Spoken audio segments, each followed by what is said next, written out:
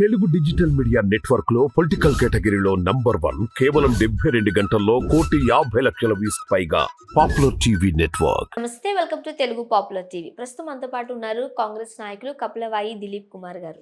నమస్తే అండి. నమస్తే అమ్మా. ఎలా ఉన్నారు sir? Fine, thank you. How are you? I'm good sir, thank you. KCR గారితో అత్యంత సన్నిహితంగా మెలిగిన వారిలో అతి కొద్ది మందిలో మీరు కూడా ఒకరు, రైట్? అంటే చాలా సంవత్సరాలు కేసీఆర్ గారితో ఉండి ఆయనతో పనిచేసి ఆంతరంగిక వ్యవహారాలలో కూడా మీ జోక్యం ఉండేది తెలిసిన విషయం అందరికీ. ఫస్ట్ ఆఫ్ ఆల్ ఏం చెప్తారు ఆ జర్నీ కోసం? మీరు అనేది కరెక్టు. ఇనిషియల్గా నేను టీఆర్ఎస్ పార్టీలో హనంకొండ ఎమ్మెల్యే టికెట్ ఆశించి చేరా. అప్పుడు నా గవర్నమెంట్ సర్వీస్ డిఎఫ్ఓగా ఉన్నా, డిస్ట్రిక్ట్ ఫారెస్ట్ ఆఫీసర్గా. అయితే ఆ సర్వీస్కి రాజీనామా చేసి హరీష్ ప్రోద్బలంతో కేసీఆర్ సమక్షంలో నేను టీఆర్ఎస్లో చేరడం జరిగింది. జాబ్కి రిజైన్ జాబ్కు చేసేసారు. 10 years సర్వీస్ని వదులుకొని నేను ఇందులో చేరా. ఎందుకంత ధైర్యం? అంటే ఎవరు అది హరీష్ ప్రోద్బలం. అప్పుడు పాలిటిక్స్లో రావాలనేటువంటి ఒక ఆకాంక్ష ఉండింది. 10 years సర్వీస్ వదులుకొని నేను టీఆర్ఎస్లోకి రావడం జరిగింది. హరీష్ నన్ను తీసుకెళ్ళి కేసీఆర్ని కలిపాడు.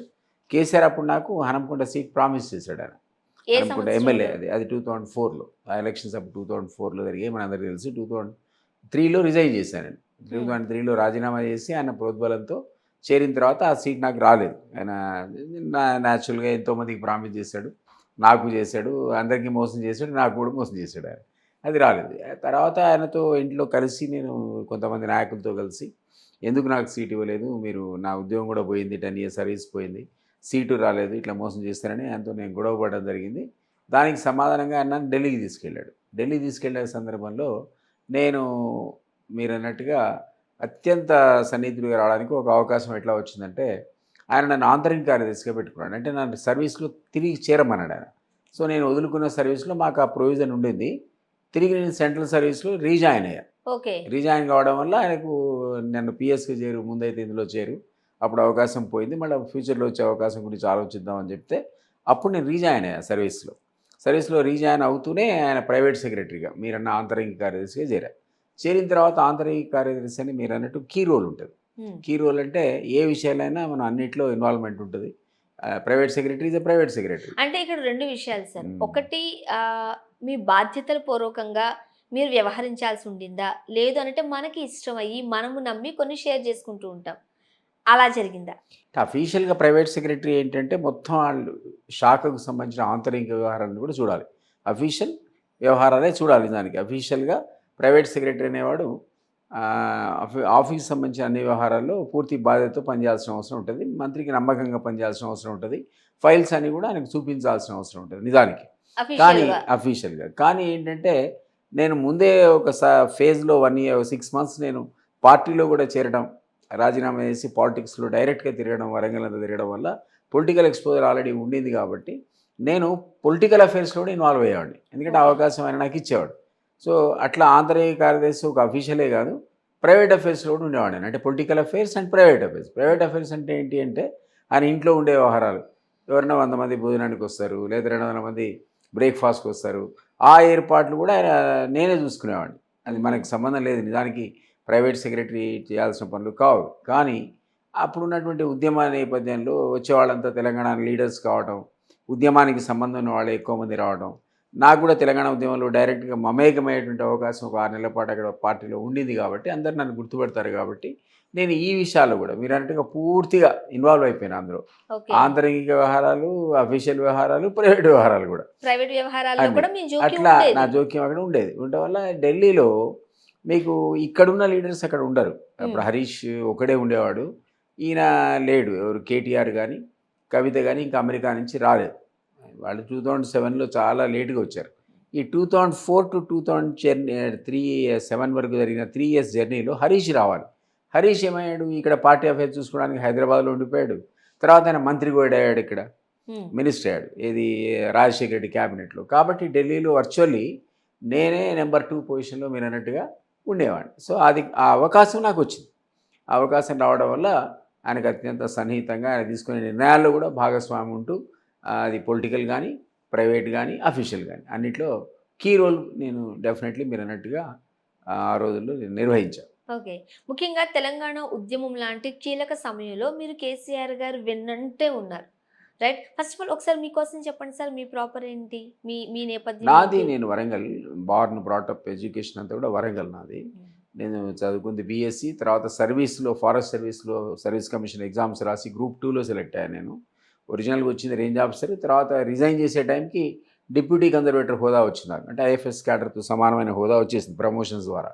సో వరంగల్లో నేపథ్యంలో ముందు నేను పీడిఎస్ ప్రెసిడెంట్ ఉంటే చదువుకునే రోజుల్లో లెఫ్ట్ ఓరియంటెడ్ ఐడియాలజీ. ఆ రోజుల్లో మొట్టమొదటి unit PDS progressive democratic students union అంటే దానికి నక్సల్ సంబంధించినటువంటి వింగ్స్ అనుబంధం ఉండేది. హ్మ్. సిపిఐ సిపిఐ, సిపిఎంతో చారు కొంతమంది మాజుందార్ గ్రూప్ ఒకటి ఉంటే మాదేమో చంద్ర పుల్లారెడ్డి గ్రూప్కి సంబంధించి అనుబంధంగా విద్యార్థి సంఘం ఉండేది. ఆ విద్యార్థి సంఘానికి నేను ప్రెసిడెంట్గా ఉన్నాను కాబట్టి అప్పటి నుంచి పొలిటికల్ ఎక్స్పోజర్ ఉండేది.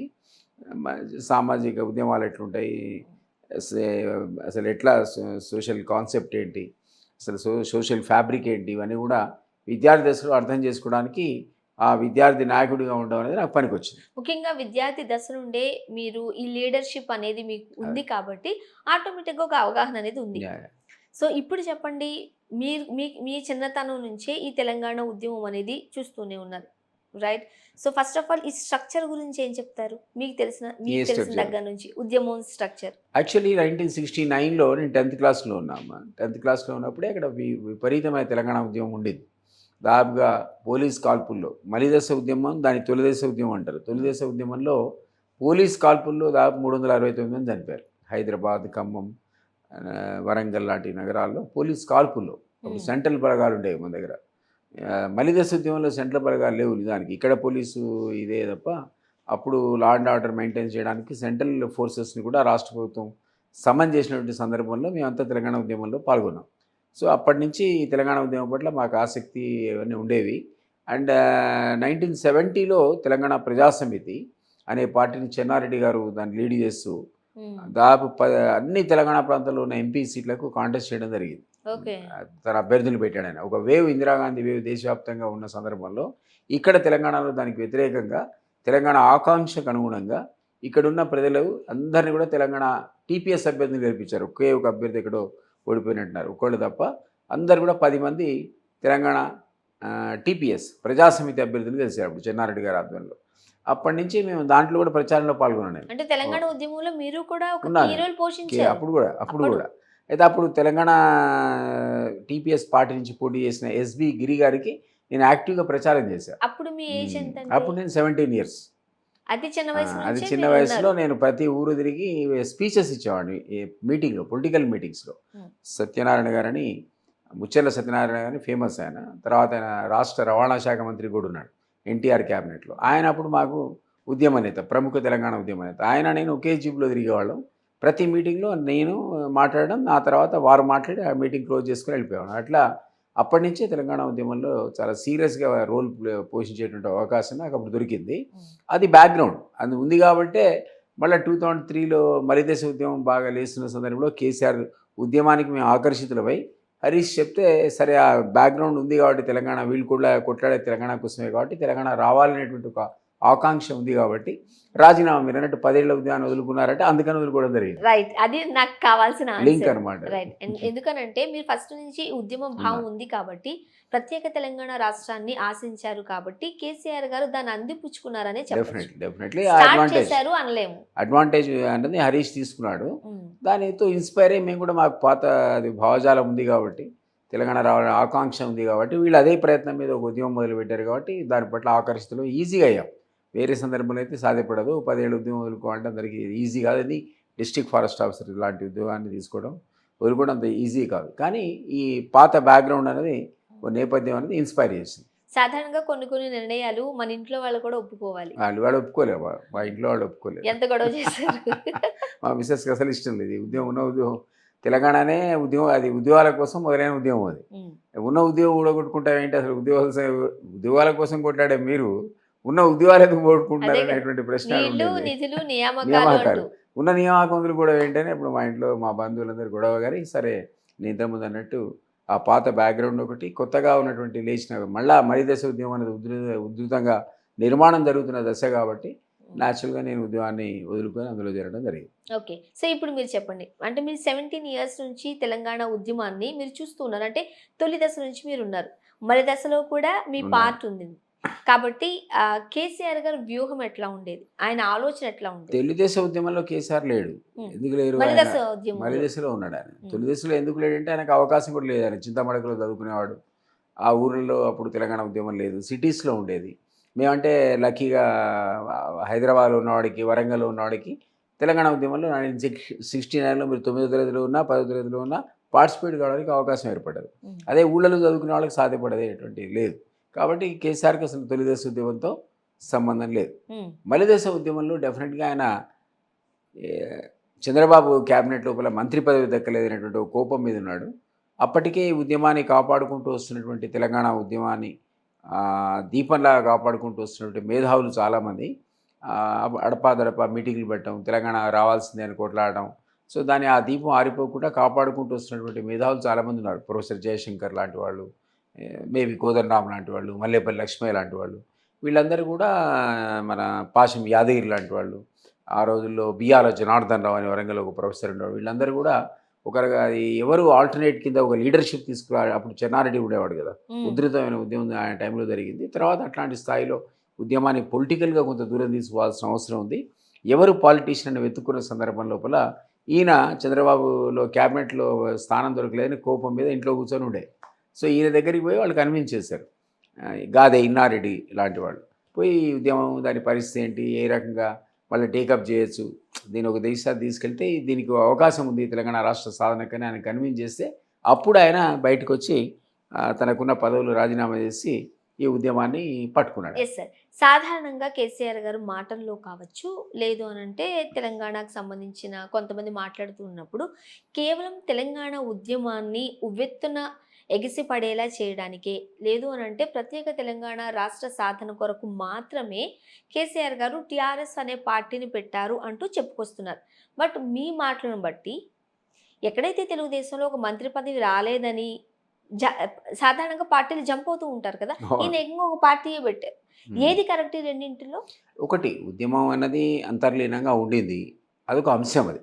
సో మీరు అసంతృప్తితో ఉన్నప్పుడు ఒక అంశాన్ని, ఇంపార్టెంట్ అంశాన్ని పట్టుకుంటే కొంత దూరం వెళ్ళి తీసుకెళ్ళడానికి మీకు ప్రాచుర్యం పొందడానికి, లీడర్షిప్ దానికి తీసుకోవడానికి మీకు ఛాన్స్ ఉంటుంది. ఆ అవకాశాన్ని ఆయన అందిపుచ్చుకున్నాడు ఆయన. ఎందుకంటే అది ఉంది, ఆ మూమెంట్ అనేది ఉంది. దాన్ని నిప్పంటించాలి. అంతర్లీనంగా పెట్రోల్ వేసి ఉంది అది. అంటే దాని ఏమంటారు, గ్రౌండ్ రెడీగా ఉంది. రెడీగా ఉన్నటువంటి సిద్ధంగా ఉన్న గ్రౌండ్ని ఒక నిప్పు రవ్వ అంటించి దాన్ని మండేటట్టు చేయగలిగాడు ఆయన. చాలా తెలివిగలడు, అందులో అనుమానం లేదు, వ్యూహకర్త. సో ఈ తెలంగాణ అంశం అన్నది దీనికి దాంట్లో కెపాసిటీ ఉంది. దీన్ని మనం అందిపుచ్చుకుంటే ఒక రాష్ట్రం సాధించుకునే అవకాశం, తద్వారా తను దానికి ముఖ్యమంత్రి అయ్యేటువంటి అవకాశం కానీ, లేదా చాలామందిని మంత్రులు, ఎమ్మెల్యేలు, ఎంపీలు చేయడానికి కానీ అవకాశం ఉందని ఆయన గుర్తించాడు. సో దాన్ని పట్టుకున్నాడు. ఆ టైంలో దాన్ని కొంత దూరం తీసుకెళ్ళిన తర్వాత సహజంగా కూడా ఆయనకు కొంతమంది ఎమ్మెల్యేలను, ఎంపీలు గెలిపించే అవకాశం వచ్చింది. 5 ఎంపీలు కూడా గెలిచారు తెలంగాణ ఆ క్రమంలోనే. ఎందుకంటే అలయన్స్ పెట్టుకున్నారు మొదటిసారి కాంగ్రెస్తో. అలయన్స్లో వీళ్ళకి 27 ఎమ్మెల్యేలు వచ్చాయి, 5 ఎంపీలు వచ్చాయి. సో సహజంగా వీళ్ళు ఢిల్లీకి వచ్చారు. కేసీఆర్తో సహా ఆర్ నరేంద్ర ఇద్దరు మంత్రులు అయ్యారు. ఎందుకంటే యూపీఏ 1లో భాగస్వామ్యం తీసుకున్నారు. ఎట్లా అంటే ఆ భాగస్వామ్యానికి వీళ్ళు పెట్టిన కండిషన్, మాకు తెలంగాణ మీరు ఇవ్వాలి, మీరు ఇస్తానంటే మేము మీతో యూపీఏ 1లో చేరుతామన్నారు. అప్పుడు కాంగ్రెస్, యూపీఏ భాగస్వామ్య పక్షాలు చాలా ఉన్నాయి కమ్యూనిస్టులతో పాటు. దేశవ్యాప్తంగా ఒక్కో పార్టీతో అలయన్స్ పెట్టుకున్నట్టే తెలంగాణ వచ్చేవరకల్లా వాళ్ళు తెలంగాణ ఉద్యమ ఆకాంక్ష ఉంది కాబట్టి, ఇక్కడ పవర్ఫుల్గా రీజనల్ పార్టీగా టీఆర్ఎస్ ఉంది కాబట్టి, వాళ్ళు కాంగ్రెస్ ఇక్కడ అధికారంలో రావాలి కాబట్టి వాళ్ళు ఏం చేశారంటే అలయన్స్ పెట్టుకున్నారు. ఒక్కొక్క ప్రాంతంలో ఒక్కొక్క పార్టీతో పెట్టుకున్నట్టే ఇక్కడ తెలంగాణలో టీఆర్ఎస్తో పెట్టుకున్నారు. అలా పెట్టుకోవడం వల్ల వాళ్ళకి ఇక్కడ సీట్లు గణనీయంగా వాళ్ళకు వచ్చాయి, వీళ్ళకు కూడా వచ్చాయి. దాంతో 27 మంది ఎమ్మెల్యేలు ఇక్కడ ఉన్నప్పుడు, అక్కడేమో 5 ఎంపీలు ఉన్నప్పుడు వాళ్ళిద్దరికి మంత్రి పదవులు కూడా ఇచ్చారు. ఈ ఉద్యమం అనేది నేపథ్యంతో కేసీఆర్ అదేవిధంగా ఆర్ నరేంద్ర మంత్రి కాగలిగారు. అదే పద్ధతిలో ఇక్కడ గెలిచిన 27 ఎమ్మెల్యేలు 6 మళ్ళా మంత్రులు కాగలిగారు. ఎవరు, హరీష్, కెప్టెన్ లక్ష్మీకాంతరావు, వీళ్ళందరూ కూడా ఇక్కడ 6 మన నిజామాబాద్ నుంచి ఒక మంత్రి ఉండే, 6 మంత్రులు ఉండేటప్పుడు చంద్రశేఖర్ గారు ఒక మంత్రి ఉండే, వీళ్ళందరూ సంతోష్ రెడ్డి గారు ఒక మంత్రి ఉండే, ఇట్లా 6 మంత్రులు అప్పుడు తెలంగాణ ఆకాంక్షతో ఉద్యమం నడిపినటువంటి వాళ్ళందరూ కూడా 6 మెంబర్స్ ఇక్కడ స్టేట్లో మంత్రులు, 2 సెంట్రల్లో మంత్రులు. ఆనాడు చంద్రబాబు నాయుడు గారు కనుక కేసీఆర్ గారికి ఒక మంత్రి పదవి ఇచ్చి ఉంటే ఈరోజు టీఆర్ఎస్ పార్టీ అనేది ఉండేదా?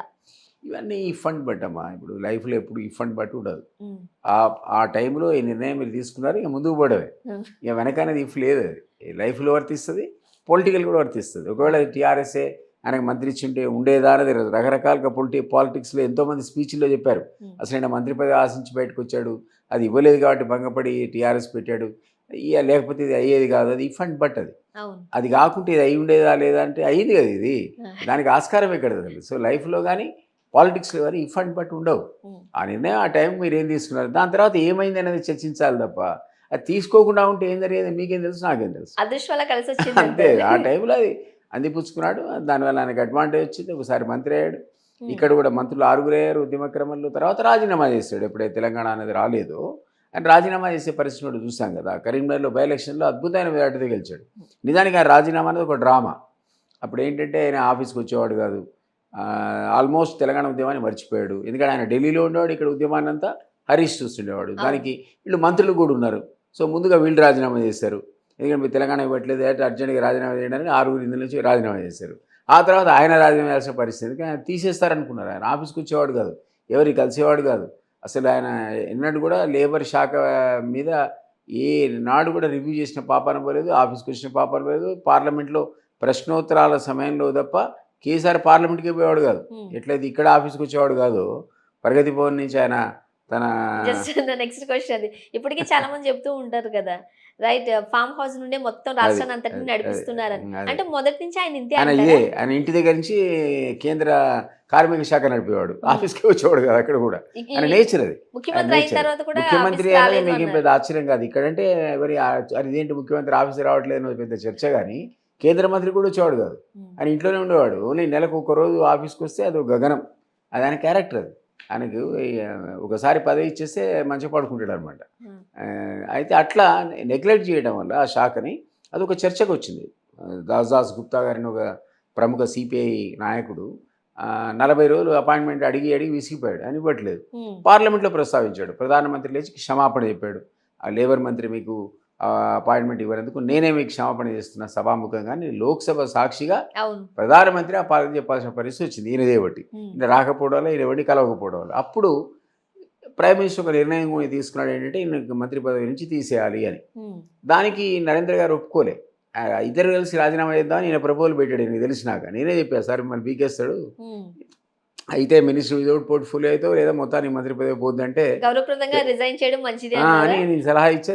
అదే సలహా జయశంకర్ గారు ఇచ్చారు. గౌరవప్రదంగా రాజీనామా చేయండి, లేకపోతే తెలంగాణలో పరువు పోతుంది, ఉమ్, పదవి పీకేస్తే పరువు పోద్ది కదా. అవును. సో అది తాపించుకోవాలంటే మీరు డెఫినెట్గా రాజీనామా చేయడం బెటర్ అని సలహా ఆయన మన జయశంకర్ గారు ఇచ్చారు. మేమందరం ఇచ్చాం. అయితే ఆయనకి ఇది ఇష్టం లేకుండా మంత్రి పదవి కోల్పోవడం. సో ఎట్లా అని ఆలోచించి సరే పోతే పోయిందని ఇద్దరం కలిసి చేద్దాం అనుకున్నారు నరేంద్ర గారు, ఈయన.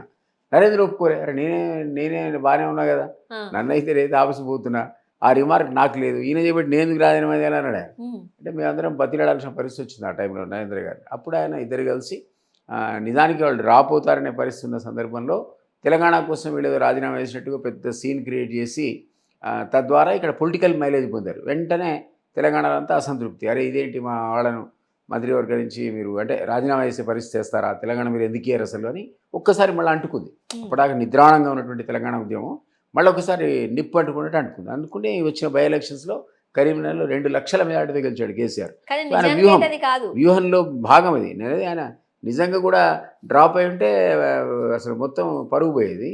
సో అట్లా వ్యూహం అనమాట. ఏంటంటే తన రాజీనామాను కూడా తనకు అనుకూలంగా మలుచుకున్నాడు ఆయన. అంత తెలియగలవాడు ఆయన. ఉమ్.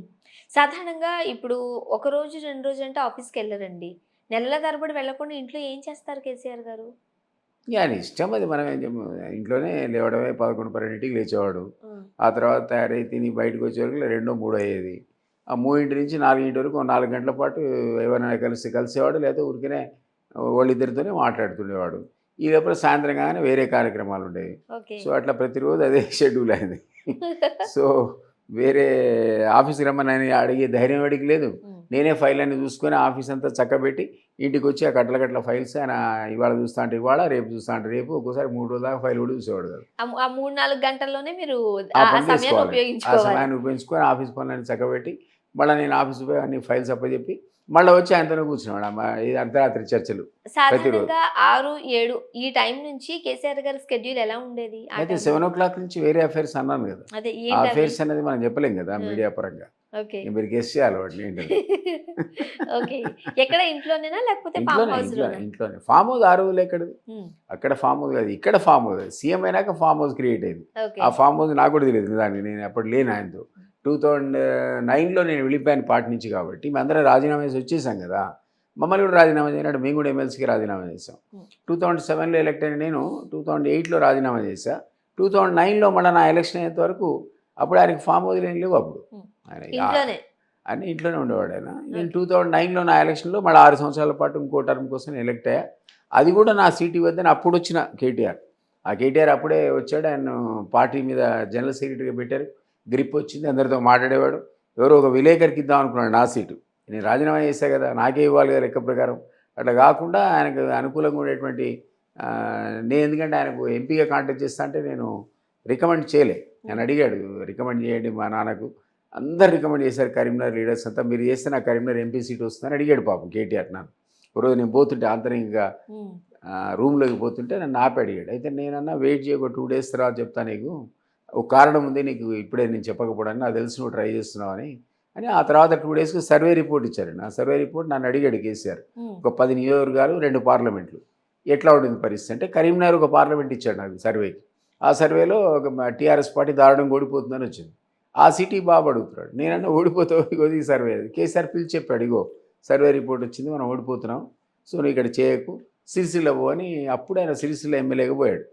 అయితే నేను రికమెండ్ చేయదని కోపం ఆయనకి, కేటీఆర్కి. అరే నన్ను రికమెండ్ చేయకుండా ఉల్టారని అటు పంపించేశాడు ఎంపీ. కానీ నిజానికి ఎంపీగా పోటీ చేసిన బీఆర్ఎస్ వినోద్ కుమార్ ఓడిపోయాడు దారుణంగా, 3rd place పడిపోయాడు. నేను మంచి కోసం చెప్పాను అనుకోవట్లేదు, ఇప్పటికీ అనుకోవట్లేదు, ఇప్పుడు కూడా అనుకోవట్లేదు. నేను అనుకోడు ఏంటంటే నేను కావాలని ఆయన వద్దనుకొని రికమెండ్ కూడా చేయలేదు ఆయన అడిగితే అనేటువంటి కోపంలో అప్పటి నుంచి నా మీద కోపం పెంచుకున్నాడు. సరే ఏదేమైనా ఆయన ఇన్ఫ్లుయెన్స్ ఎక్కువ ఉండింది అప్పుడు, ఎందుకంటే ఈయన ఆఫీస్కి రాడు, వచ్చినవాడిని గెలవడు. ఎవరు గెలవాలిగా, అయితే కవిత గెలవాలి, లేకుంటే కేటీఆర్ గెలవాలి, లేకపోతే మన హరీష్ రావు కలవాలి. ఈ ముగ్గురులో కలిసి సాటిస్ఫై వెళ్ళిపోయాడు 90%. ఎవరో కొద్దిమందికి 1%, 2% వాళ్ళకి డైరెక్ట్ కేసీఆర్ కలిసేటువంటి ఒక అదృష్టం దొరికేది అనాలి, అదృష్టం అంటే అనుకుంటే.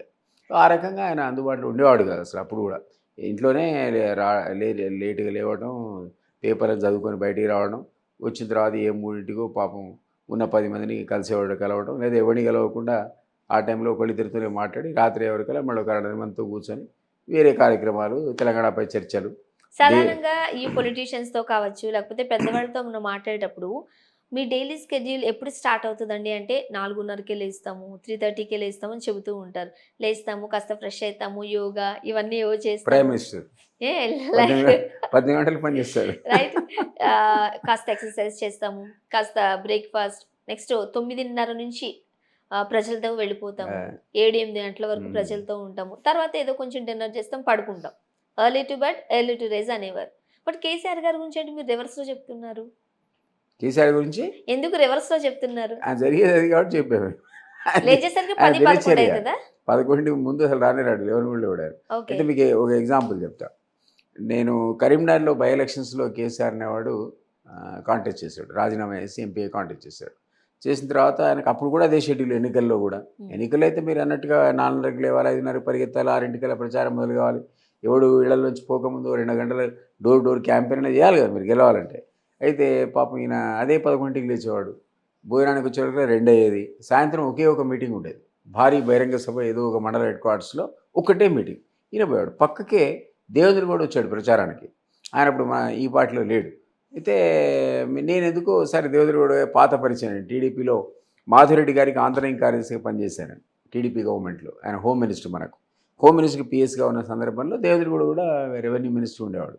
నాకు పరిచయం, ఏదో కాంటెస్ట్లో నేను ఆ రోజు కలిశానండి ప్రచార క్రమంలో కలిసి. ఆయన అన్నాడు, ఇదేంటి దిలీప్ మీరు అన్నట్టే, మీరు 4:30కి లేచి తయారై 6:00కల్లా కారుకి వెళ్ళిపోయి మళ్ళీ రాత్రి 10ంటికైనా రాము, మేము పోయేటప్పుడు ఈయన ఇంట్లోనే ఉంటాడు, తిరిగి వచ్చే వరకు కూడా ఇంట్లోనే ఉంటాడు. అంటే ఆయన రాత్రి 10ంటికి వచ్చేవరకు ఈయన ఆల్రెడీ ఇంట్లో ఉంటాడు, ఈయన పోయేటప్పుడు ఈయన బయటకే పోడు. ఈయన ఎప్పుడు పోతాడు అసలు, ఎన్ని మీటింగ్లు అట్లా అవుతాడు. మేమంతా మీరు అన్నట్టుగా అలసిపోయి తిరిగి వస్తుంటే ఇదేంటా విచిత్రంగా ఉంది ఈయన ప్రచార శైలి అనేవాడు. మరి ఆ ప్రచారంతో 2 లక్షల మెజార్టీతో గెలిచాడు, అదే స్టైల్తో. రోజుకు ఒకటే మీటింగ్ అన్నమాట. సో అట్లా తెలంగాణ సెంటిమెంట్ అనేది ఆయన యొక్క కార్యాచరణను ఎవరు అసలు అవసరం లేకుండా దాన్ని ఎవరు చర్చించకుండా చేసింది. ఆ ప్లేస్ లో కేసీఆర్ గారు కాకుండా ఎవ్వరున్నా జరిగి ఉంటది అంటారా? హిట్సం వచ్చి ఉండేది ఆయన కాబట్టి ఉద్యమం కదా, ఉద్యమ నేత కాబట్టి అందులో ఆయన ఏ లోపాలు ఉన్నా సరే ప్రజలు మర్చిపోయారు. ఆయన పనిచేస్తుంది తెలంగాణ కోసం. సో ఆ పెద్ద ఆకాంక్ష ముందు ఆయనకున్న పర్సనల్ వ్యవహారాల కింద చూసేవాడు. ఎప్పుడు లేస్తాడు, ఎప్పుడు వస్తాడు బయటికి మనకు అనవసరం. ఎన్నింటికి పడుకుంటారు ఆయన? రోజు 12 గంట అయ్యేది. ఏం చేస్తారు? అదే నేను చెప్పాను మీకు, 7 తర్వాత వేరే కార్యక్రమాలు ఉంటాయి. ఓకే, అంటే కొంచెం షర్బత్ తీసుకోవడం అనేది ఇవన్నీ ఉంటాయా సాధారణంగా? అవన్నీ మనం మాట్లాడకూడదు కానీ ఎలాంటి ముచ్చట్లు ఉంటాయండి తెలంగాణలో ఆఫ్టర్ 7 ఉండే మీటింగ్స్ ఎట్లుంటాయి? మీరు నాది ఇంటర్వ్యూ చేసి నాకు చెప్పండి. ఏం చేస్తారు ఈ తెలంగాణ వాళ్ళు 7-8 తర్వాత? సాధారణంగా అందరినీ కాదు, చాలా మటుకు. సో అది అట్లాంటి మీటింగ్స్లో కొంతమందికి ఎంట్రీ ఉండేది, అందరికి ఉండేది కాదు. కొంతమందికి ఆంతరిక సభ్యులకు కొందరికి ఎంట్రీ ఉండేది. వాళ్ళు కూడా ఆయనతో పాటు రాత్రి 12 వరకు ఉండేవాళ్ళు. నేను ఆ 6 years అయితే రెగ్యులర్గా నేను అందులో పార్టిసిపేట్ చేయకపోని ఆడ కూర్చున్నాడు. ఆయన 7 నుంచి 12 వరకు ఆయన నిద్ర కూర్చి ఇంటికి పోయేవాడు. నేను ఢిల్లీ కూడా అదే, ఇక్కడ కూడా అదే. ఆయన ఇంటికి పోయామంటే ఇక 12 అయ్యేది మా ఇంటి పేరు. 12:30 ముందు పోయేవాళ్ళం కాదు. అంటే హైదరాబాద్లో అదే షెడ్యూల్, ఢిల్లీలో ఉన్న అదే షెడ్యూల్. మాకు ఆయన నిద్ర పుచ్చిపోవాల్సిందే, అట్లాంటి పరిస్థితి ఉండేది అనమాట. అతి కొద్ది మందికి మాత్రమే అవకాశం ఉంది. 100 మందికే అందులో 10 మంది, మాక్సిమం 10 members ఇన్విటేషన్ ఉండేది. అందులో ఎవరెవరు ఉండేవారు? రఫ్లీ అంటే మీకు ఖచ్చితంగా చెప్పాలంటే ఆ రోజుల్లో రెహమాన్ ఉండేవాడు, చంద్రశేఖర్ ఉండేవాడు, విజయరామారావు కూడా ఆయన ఎప్పుడు వస్తప్పుడు ఎంట్రీ ఉండేది, నాయన నరసింహారెడ్డికి ఎప్పుడు వచ్చినా ఎంట్రీ ఉండేది. తర్వాత నేను ఒకటి ఉండేవాడిని. పోతే అడగాల్సిన అవసరం లేదు, పర్మిషన్ అవసరం లేకుండా ఆయన అంతరంగ రూమ్లోకి వెళ్ళగలిగేటువంటి అతి కొద్ది మంది సభ్యుల్లో ఈ కవిత, కేటీఆర్, హరీష్ అనేవాడు 7 దాటితే ఆ రూమ్ వైపు వచ్చేవాడే గారు. ఏం పనులున్నా ముందు మాడుకొని వదిలిపోవాల్సింది తప్ప ఆ తర్వాత సెషన్లో వాళ్ళు కూర్చునేవాడు కారు. అంటే ఈ ముచ్చట్లలో హరీష్ రావు గారు ఉండేవారు. 7 తర్వాత ఆయన వచ్చేవాడు కదా రూమ్లోకి. దానికి నేను చెప్పిన అదే రెహమాను, విజయరామారావు, నాయన నరసింహారెడ్డి, నేను, లేకపోతే ఇట్లా కొంతమంది, ఇప్పుడు రాములు అని ఒక ఎమ్మెల్సీ ఉండేవాడు. ఇప్పుడు ఆయన వస్తే అతనికి కూడా ఎంట్రీ ఉండేది. కొందరికి ఆయన అలౌ చేసేవాడు. అందరూ రెగ్యులర్గా ఎవ్రీడే రారు కదా. సో మేమంటే పోయామంటే రెగ్యులర్ ఎక్కువ శాతం ఉండాల్సి వచ్చేది. ఆంధ్రయం కార్యదర్శిగా పనిచేశాను కాబట్టి, పర్సనల్ వ్యవహారాలు చూడాలి కాబట్టి, వేరే ఇష్యూస్ దాన్ని నేనే లెటర్స్ రాయాలి కాబట్టి, ఇప్పుడైనా ఎమ్మెల్సీ అయినా కూడా నేను ఆల్మోస్ట్ ఆయన ఆంతరిక కార్యదర్శిగా పనిచేసాను ఇక్కడ పార్టీ ఆఫీస్లో. Virtual was secretary, private secretary. Even MLC ఉండి కూడా అదే పనులు చేసేవాడిని. మీరు వస్తే మీకు ఆయుతం దాన్ని రిప్లై తయారు చేయడం, లెటర్స్ తయారు చేయడం, సంతకాలు తీసుకోవడం, మీకు ఇవ్వడం, ఎవరు అధికారులతో మాట్లాడడం, ఆ జాబ్ అనేది నేను కంటిన్యూ చేశాను. ఢిల్లీయే కాకుండా ఎమ్మెల్సీ అయినాక కూడా ఆంధ్రయ్య కాదు కాబట్టి అక్కడ కూర్చుంటే ఇక రాత్రి 12 అయ్యేది నాకు. సో ఇవన్నీ ప్రాబ్లమ్స్. సాధారణంగా ఎలాంటి ముచ్చట్లు ఉండేవండి? పర్లేదు చెప్పండి. అంటే ఇదే నేను ఏంటంటే అది ఎక్కువ శాతం తెలంగాణ గురించే మాట్లాడేవాడు, వేరే సబ్జెక్ట్ ఉండేది కాదు. స్ట్రాటజీస్ ఏంటి, ఎక్కడ ఏం జరుగుతుంది, ఎక్కడ ఎవరు ఓడిపోయారు, ఎక్కడ గెలిచారు, ఎలక్షన్స్ ఎక్కడ, బై ఎలక్షన్స్ ఎట్లా, రాజీనామాలు, తర్వాత అభ్యర్థులు, ఇట్లాంటి చర్చలు ఉండేవి. అంతా పొలిటిక్స్ సెంటర్డే వ్యవహారాలు ఉండేవి, దాని చుట్టూ తిరుగుతూ ఉండేవి. డెఫినెట్లీ అది వ్యూహకర్త కదా, ఒక్కొక్క సిచ్యువేషన్కి ఒక్కో రకమైన వ్యూహానాలు లేవాడు. కొన్ని సందర్భాల్లో ఇంప్లిమెంట్ అయ్యేవి, కొన్నిసార్లు ఇంప్లిమెంట్ అయ్యేవి కావు. రాత్ గయి బాత్ గయిలా, కొన్ని అసలు మళ్ళీ తెల్లారి మర్చిపోవాడు. కొన్ని చాలా అంశాలు ప్రస్తావనకు వచ్చేవి, కొన్ని కార్యరూపం దాల్చేవి, కొన్ని అసలు ప్రస్తావన కూడా తెల్లారి వచ్చేవి కావు. బట్ అన్ని పొలిటికల్ డెసిషన్స్ కూడా ఆ సాయంత్రం సెషన్స్లోనే జరిగేవి. Crucial period 7 to 10 or 11 or 12. అయితే సాధారణంగా తెలంగాణ ప్రత్యేక రాష్ట్రంగా ఏర్పడడానికి కేసీఆర్ గారి త్యాగం వల్లే వచ్చింది అని ఒక ముద్ర పడింది తెలంగాణలో. కాదు అనలేము, నిజమే అంటారా? ఓన్లీ కేసీఆర్ గారి త్యాగమేనా? కేసీఆర్ ఒక్కటి త్యాగం అనడానికి వీల్లేదు. కానీ కేసీఆర్ అనేవాడిని ఇంతకుముందు మనం అనుకున్నట్టుగా అక్కడ ఒక వ్యాక్యూమ్ ఉండింది, రెడీమేడ్ ఉద్యమం ఒకటి ఉండింది, అంతర్లీనంగా ఉన్నదాన్ని అంటించడానికి ఆయన లీడర్షిప్ తీసుకున్నాడు. ఫస్ట్ ఎట్లయితే మరి చెన్నారెడ్డి తీసుకొని ఒక ఊపు తీసుకెళ్ళి 369 చనిపోయినాక 10 మంది ఎంపీలని గెలిపించి కాన్ఫర్ట్ సిచ్యువేషన్ క్రియేట్ చేశాడు, కేసీఆర్ కూడా ఆ ఉద్యమాన్ని అందిపుచ్చుకున్నాడు. దాన్ని చాలా దూరం తీసుకెళ్ళాడు. అందుకే మొదటి దశ ఎలక్షన్స్లో 27 మంది, రెండోసారి 10 మంది, ఏది ఏమైనా దాన్ని చాలా దూరం వరకు పొలిటికల్ లాబింగ్ వైపుగా తీసుకెళ్ళాడు. అందులో అనుమానం ఏమీ లేదు. ఆ పొలిటికల్ లాబింగ్ తీసుకునే సందర్భంలో ఇతర పార్టీలో ఉన్నటువంటి శాసనసభ్యులకు కానీ, మంత్రులకు కానీ, ఎంపీలకు కానీ కాన్ఫర్ట్ సిచ్యువేషన్ కూడా తెలంగాణలో క్రియేట్ చేశాడు. కాన్ఫర్ట్ అంటే మీరు తెలంగాణ అనకపోతే, మీరు తెలంగాణ అనుకూలంగా లేకపోతే మీరు అసలు మీ ఊళ్ళో మీ కాన్స్టిట్యున్సీ కూడా పోలేరు. అటువంటి సిచ్యువేషన్ తెలంగాణ మొత్తం కూడా అంటుకుంది. అంటే ప్రజలు మిమ్మల్ని రానివ్వట్లేదు. కొన్ని సందర్భాల్లో ఎమ్మెల్యేల మీద, ఎంపీల మీద ఎవరైతే రాజీనామాలు చేయడానికి సిద్ధపడలేదో వాళ్ళ మీద చెప్పులు ఇసిరే సందర్భాలు కూడా కోకొల్లలుగా మనం చూసాం. ప్రజా ప్రతిఘటన చూసాం.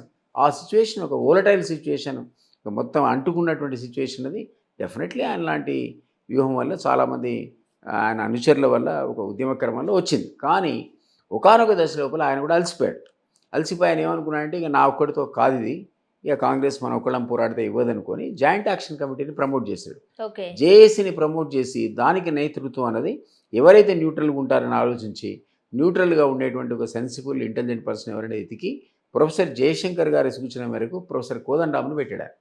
ప్రొఫెసర్ కోదండరామ్ నేతృత్వంలో జాయింట్ యాక్షన్ కమిటీ ఏర్పడిన తర్వాత నేను అన్నట్టు ఇంతవరకే కాన్ఫిడెంట్ సిచ్యువేషన్ తెలంగాణలో ఉంది కాబట్టి అన్ని పార్టీలు కూడా తెలంగాణ అనకపోతే అసలు వాళ్ళకి ఆదరణే లేదు కాబట్టి ఎలక్షన్స్లో కాంటెస్ట్ చేసే పరిస్థితి లేదు కాబట్టి అప్పుడు ముందు టీఆర్ఎస్లో చేరడానికి అందరూ సిద్ధపడకపోయినా జేఏసీలో మాత్రం అందరూ చేరారు.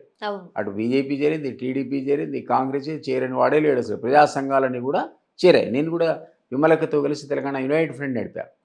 గద్దర్ లాంటి వాళ్ళు ప్రజా ఫ్రంట్ నడిపారు. వేరే ఆర్గనైజేషన్ చాలా ఉన్నాయి. అన్నీ కూడా కుల సంఘాలతో సహా, ప్రజా సంఘాలతో సహా అన్నీ కలిసి పొలిటికల్ జేఏసీ ఏర్పడ్డది. ఈ పొలిటికల్ జేఏసీ ఏర్పడ్డ తర్వాత మూమెంట్ అనేది ఎంత పీక్ వెళ్ళిందో మనం చూసాం. అది కేసీఆర్ చేసింది కాదు. కేసీఆర్ చేసేంత చేసి ఆపాడు. అక్కడ ఆపి ఆయన ఫామ్ హౌస్కి వెళ్ళిపోయాడు. ఇప్పుడు చాలామంది విద్యార్థులు ఆత్మహత్యలు చేసుకున్నారు.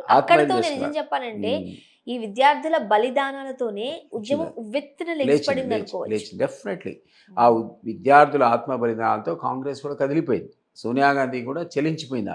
ఏంటి పిల్లలు ఇట్లా ఆత్మహత్య చేశారు? ఢిల్లీకి పోయి అక్కడ నార్త్ అండ్ సౌత్ బ్లాక్ ఎదురుగా పిల్లాడు ఆత్మహత్య చేసుకున్నాడు. ఒక సెన్సేషన్ అది. సో ఇవన్నీ జరుగుతుంటే ఆమె కూడా చెల్లించిపోయింది. సో ఒక కరీంనగర్ సభ లోపల ఆమె ప్రామిస్ చేసింది, మీ ఆకాంక్షలు ఏమున్నాయో మేము కనుక అధికారంలోకి వస్తే నెరవేరుస్తామని యూపీఏ 1లో ప్రామిస్ చేసింది. అందువల్లనే యూపీఏ 1లో తెలంగాణ గురించినటువంటి ఒక వాక్యం పొందుపరిచారు. ఏది after due consultations with other partners Telangana will be formed అనే సెంటెన్స్ పెట్టి కన్సల్టేషన్ ప్రాసెస్ కంటిన్యూ చేశారు. కానీ ఆ కన్సల్టేషన్స్ అన్ని కంక్లూడ్ అయినా కూడా ఇవ్వలేదు. ఈ లోపల యూపీఏ 1 పోయి యూపీఏ 2 కూడా వచ్చింది. అప్పటికి బయటకు వచ్చేసాడు. బయటకు వచ్చేసి కాంగ్రెస్ వదిలిపెట్టి మహాకూటమి అని ఇంకోటి మొదలుపెట్టారు. అప్పుడు ఏది CPI, CPM, TDP and TRS కలిసి మహాకూటమి ఏర్పడ్డది. అది సెకండ్ టైం కూడా వాళ్ళకు 10 సీట్ల కంటే ఎక్కువ రాలేదు. అదే రాజశేఖర రెడ్డి పట్టుమని 10 సీట్లు మీరంతా తెలంగాణలో ఎక్కడున్నారు, మీ ఉద్యమం ఎక్కడుందని అవహేళన చేసిన సందర్భం కూడా ఉంది. కానీ ఉద్యమం వేరు, పొలిటికల్ వచ్చినటువంటి రిజల్ట్స్ వేరు. అట్లా ఉండే చైతన్యం. సో అది ఒక్క కేసీఆర్ చేయడం అనడానికి ఎగ్జాంపుల్ అది చెప్పాను మీకు ఇదంతా. సో అది ఎక్కడి దారి తీసింది? సకల పోరాడానికి దారి తీసింది, మిలియన్ మార్చ్కి దారి తీసింది. అట్టుడికిపోయింది తెలంగాణ ఇది జేఏసీ ఆధ్వర్యంలో. ఆ సందర్భంలో ఈ మీరన్న ఆత్మ బలిదానాలు, ఓ పక్క ఉద్యోగస్తుల పెన్ డౌన్ స్ట్రైక్ 42 రోజులు అసలు ఏం పని చేయట్లేదు. ఆర్టీసీ ఉద్యోగస్తుల స్ట్రైక్ మొత్తం ప్రజా జీవనం స్తంభించిపోయింది. ప్రభుత్వ యంత్రాంగం కూడా స్తంభించిపోయింది. అండ్ మహిళలు కూడా బయటకు వచ్చి వంట వార్పు, రోడ్ల మీద రైలు రోకోలు, రోడ్ రోకోలు, అది వంట వార్పు, మీకు కుల సంఘాలు, గద్దర్ లాంటి, విమలక్క లాంటి ఇట్లాంటి నాయకులంతా కూడా అందరూ కళాకారులంతా రోడ్ల మీదకి వచ్చి అసలు మొత్తం తెలంగాణలో గవర్నమెంటే స్తంభించిపోయింది. ప్రభుత్వం ఎప్పుడైతే ప్రభుత్వ ఉద్యోగులు కూడా పెన్ డౌన్ స్ట్రైక్ చేశారో 52 డేస్ అనుకుంటా, అప్పుడు ఏమైందంటే గవర్నమెంట్ ఆగిపోయింది, అసలు స్తంభించిపోయింది. వీటన్నిటి కూడా చెల్లించిపోయింది కేంద్ర ప్రభుత్వం. తప్పనిసరి పరిస్థితులు వచ్చింది. కాబట్టి కేసీఆర్ చేసేంత చేసి వదిలేశాడు, కాడెత్తేసి కోదండరామ్ కప్పేపాడు. అప్పుడు ప్రజలు ఇక వెనక్కిపోవడానికి వాళ్ళు సిద్ధంగా లేరు. దాన్ని ఒక దశకు తీసుకువెళ్ళారు, ఒక పీక్ తీసుకెళ్తే అప్పుడు తెలంగాణ వచ్చింది. సో ఈ కానీ ఆయన కంట్రిబ్యూషన్ మనం కాదనలేము, తక్కువ కూడా చేయలేము. అయితే ప్రత్యేక తెలంగాణ రాష్ట్రం వచ్చిన తరువాత ఎవరైతే ఈ అమరులు ఉన్నారో అమరుల కుటుంబాలకు కావచ్చు, లేకపోతే వీరులకు కావచ్చు, సరైన గుర్తింపు లభించిందా? ఏ గుర్తింపు మర్చిపోయాడు ఆయనకు. అసలు బంగారుపల్లెంలో మీకు తెలంగాణ అప్పచెప్తే 10 ఇయర్స్ అప్పచెప్పారు కదా. మొదటిసారి మీకు అప్పచెప్పారు. మీరు ఎవరితో అలయన్స్, అప్పుడేమో Congress alliance, next time TDP alliance. ఏ అలయన్స్ అవసరం లేకుండా తెలంగాణ వచ్చిన సందర్భంలో మీ అంతటా మీరే పోటీ చేసి మీరు దాదాపు 63 స్థానాలు తెచ్చుకున్న 63 స్థానాలు సంతృప్తి చెంది మీరు పరిపాలన చేయాల్సిన సందర్భంలో మీరు అదే పనిగా అటు కాంగ్రెస్ని ఖతం చేశారు, టీడీపీని ఖతం చేశారు. ఉద్యమ ద్రోహులకు పెద్దపీట వేశారు. ఉద్యమ ద్రోహులకు ఉమ్, వాళ్ళని తీసుకొచ్చి మీరు వేరే పార్టీ నుంచి గెలిచిన వాడిని తీసుకొచ్చి మంత్రి చేస్తారు. ఇది ఎట్లా తెలంగాణ యాక్సెప్ట్ చేస్తుంది చెప్పండి. సో ఉద్యమకారులను పక్కకు పెట్టి బయట పార్టీ నుంచి అరువు తెచ్చుకున్న నాయకులకు పెద్దపీట వేసి తను కూడా రెగ్యులర్ రివ్యూస్ మానేసి ఫామ్ హౌస్కు పరిమితమై పరిపాలన చేసి దాని ధృతరాష్ట్ర పరిపాలన, నిజాం తరహా పరిపాలన అంటున్నాను, కుటుంబ పరిపాలన. మీరు ఈ మధ్య చూస్తున్నారు కదా, అవును. పాపం విపరీతమైన అవినీతి కదా, లక్షల కోట్ల అవినీతి. ఆ కుటుంబ సభ్యులు కానీ వాళ్ళ బంధువులు కానీ వీళ్ళందరూ కూడా లక్షల కోట్ల రూపాయల అవినీతికి పాల్పడ్డారు. ఈ అవినీతి వల్ల ప్రభుత్వం మీద మొత్తం దేశవ్యాప్తంగా ఇంటర్నేషనల్ వ్యాప్తంగా కూడా చెడ్డ పేరు వచ్చాయి. సో తెలంగాణ ఉద్యమం ద్వారా వచ్చిన తెలంగాణను మీరు దాన్ని 24 అవర్స్ కాపాడాలి. మీరు 24 అవర్స్ కాబట్టి 10 అవర్సే కాపాడండి. కానీ దాంట్లో లోపాలకు ఆస్కారం లేదు కదా. సో నిధులు నీళ్లు నియామాల కోసం వచ్చిన తెలంగాణను మీరు పూర్తిగా నెగ్లెక్ట్ చేయడం వల్ల, రివ్యూలు కూడా చేయకపోవడం వల్ల ఆఖరికి ఏమైపోయిందంటే ఈ గవర్నమెంట్ బదనాం అయిపోయింది. ఎంతగా బదనాం అయిపోయిందంటే ఇప్పుడు థర్డ్ టైం వచ్చేవరకల్లా అట్లాంటి కేసీఆర్, ఒక ఉద్యమ నాయకుడిగా అంత పేరు తెచ్చుకున్న కేసీఆర్ పర్సనల్ ఆయనకు ఉన్నటువంటి లోటుపాట్లు పక్క పెడదాం. డెఫినెట్లీ ఆయన కంట్రిబ్యూషన్ మీరన్నట్టు నేనట్టు ప్రజలు గుర్తించితేనే కదా అధికారం వచ్చింది. అట్లాంటి కేసీఆర్ దాన్ని చేతులా పాడు చేసుకుంటే ఆఖరికి పరిస్థితి ఏంటంటే పేక మెడలా కూలిపోయింది. ఈరోజు బీఆర్ఎస్ టీఆర్ఎస్ గవర్నమెంటు పేక మెడలా కూలిపోయింది. మనం ఎవరో కూడా ఊహించలేదు సార్, నేనే ఊహించలే. మీరన్న ఒక బుక్ రాసాను అపరిచితుడని. అపరిచితుడు రాసి ఇప్పుడు 10 ఏళ్ళు అయింది. ఎప్పుడో రాసా. ఆ బుక్లో నేనేం రాశానంటే, ఓ దొరా కాచుకో నీ చరిత్ర ముగుస్తుందని. నేను ఆ రోజు పీక్లో ఉన్నాడు కేసీఆర్. ఎవరన్నా లేస్తారు ఆ మాట, నేనన్నా. ఒక 10 ఏళ్ల క్రితమే చెప్పారు. 10 ఏళ్ళకి చెప్పారు ఈ చరిత్ర ముగుస్తుంది నువ్వు చేసే పనులకని. నిజంగా చరిత్ర ముగిసిపోయింది ఈరోజు. ఎంత ఎంత ఆశ్చర్యం అది. అట్లాంటి పవర్ఫుల్ పర్సన్ని, ఒక వ్యూహకర్తని, ఉద్యమకారుడని మనం మెచ్చుకుంటున్న కేసీఆర్ ఈరోజు ఎటువంటి పరిస్థితుల్లో, దారుణమైన పరిస్థితుల్లో అంటే ఉద్యమకారులు కాని వాళ్ళను దగ్గర తీయడం వల్ల, వలస పక్షులను మీరు ప్రోత్సహించడం వల్ల వచ్చినవాడు వచ్చినట్టు వెళ్ళిపోయాడు. ఈరోజు పేక మెడలాగా పార్టీ కూలిపోయింది. అంటే ఇప్పుడు పొలిటికల్గా కొంతమందికి లబ్ధి చేకూర్చలేదు అనేది పక్కన పెడదామండి. బట్ విద్యార్థులు బలిదానాలు చేశారు, కుటుంబాలు రోడ్డున పడ్డాయి. ఆ కుటుంబాల్లో ఒక్కరికైనా కేసీఆర్ గారు న్యాయం చేశారంటారా? చేయాలి కదా. చేశారా? నేను అంటానంటే 300 మందికి వరకు జాబ్స్ ఇచ్చారన్నారు. నేను కూడా చూడలేదు స్టాటిస్టిక్స్. 1200 మంది బలిదానాల ముందు ఉద్యమకాలంలో 2000 అన్నారు, కాదు 1500 అన్నారు, కాదు 1200 అన్నారు. 1200 1000 అనుకుందాం. ఈయన 300 మందికి ఉద్యోగాలు ఇచ్చాడు అంటున్నారు. ఆ కుటుంబాలకైతే పెన్షన్ రావాలి, వాళ్ళందరికైతే 1200 మందికి జాబ్స్ అయితే రావాలి. ఎందుకు చేయలేదని పెద్ద ప్రశ్న కదా. ఉద్యమకారులు ఆత్మ బలిదానాలు చేసుకునే వాళ్ళకి, లేదా పొలిటికల్గా కూడా శంకరమ్మ గారు ఉన్నారు. ఆయన కొడుకైతే పాపం పెట్రోల్ పోసుకొని శ్రీకాంతాచార్య చనిపోయాడు కదా, మన కళ్ళెదురుగా చనిపోయాడు కదా. అట్లాంటి ఆ కుటుంబంలో ఆ తల్లికి నువ్వు పిలిచి నామినేటెడ్ పోస్ట్ అయితే ఇవ్వాలి కదా ఎమ్మెల్సీగా. ఆమెను ఎందుకు ఎలక్షన్స్లో నిలబెట్టాలి? సో అది ఎవరికైనా కళ్ళు చెదిరించేటువంటి దృశ్యమే కదా. సో అట్లాంటి వాళ్ళని నేను ఆదరించలేదు, పక్కకు పెట్టాడు. ఉద్యమకారులను పక్కకు పెట్టాడు. తన పార్టీలో ఇతర పార్టీలను చేర్చుకున్నాడు, వాళ్ళకి పదవులు ఇచ్చాడు. అంతా ఎవరండి కాళ్ళు మొక్కిన కలెక్టర్కి నువ్వు ఎమ్మెల్సీ ఇస్తావు? ఇవ్వచ్చా? ఇప్పుడు అంతగా దగ్గర తీసుకొచ్చిన తుమ్మల నాశనం రోడ్డు మీద వదిలేశాడు. మండ వెంకటేశ్వరరావు ఇంటికి పోయాన్ని పట్టుకొచ్చి ఆయన రోడ్డు మీద వదిలేశాడు. ఎవరిని ప్రొఫెసర్ కోదండరామ్ గారికి ఇంటర్వ్యూ ఇవ్వకుండా 2 ఏళ్ళు ఆయన ఇంటి ముందు నిలబడ్డ అపాయింట్మెంట్ కూడా లేదు పాపం. ఆయనకి ఇంటికి అర్ధరాత్రి ఇప్పుడు తలుపులు బద్దలు కొట్టి లేపుకొని వచ్చారు మర్డర్ చేసిన వాళ్ళలాగా. అది చేయొచ్చా? ఇప్పుడు నిన్న మన ఫోన్ ట్యాపింగ్, కవిత లిక్కర్ అసలు ఏమవసరం అండి? 1,00,000 కోట్లు నీ దగ్గరనే అని ప్రజలు అనుకుంటే, 1,00,000 కాకపోతే 100 కోట్లు ఉంటే నీ దగ్గర, 1,00,000 పెద్ద ఫిగర్ అది. 100 కోట్లే ఉంటే 100 కోట్లు నీ దగ్గర ఉంటే 100 కోట్లు నీకెందుకు ఢిల్లీలో? నీ దగ్గర 100 కోట్లు ఇది ఉన్నాయి కదా, ఇది చాలు కదా. ఎందుకు ఆ కక్కుర్తి?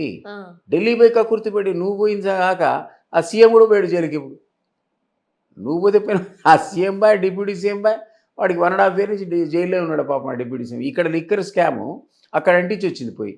ఏమవసరం అది? ఉద్యమ తెలంగాణలో ఒక మహిళ, మనం ఇది అనుకుంటామా అసలు ఈ రకంగా మనను బదనాం చేస్తుందని?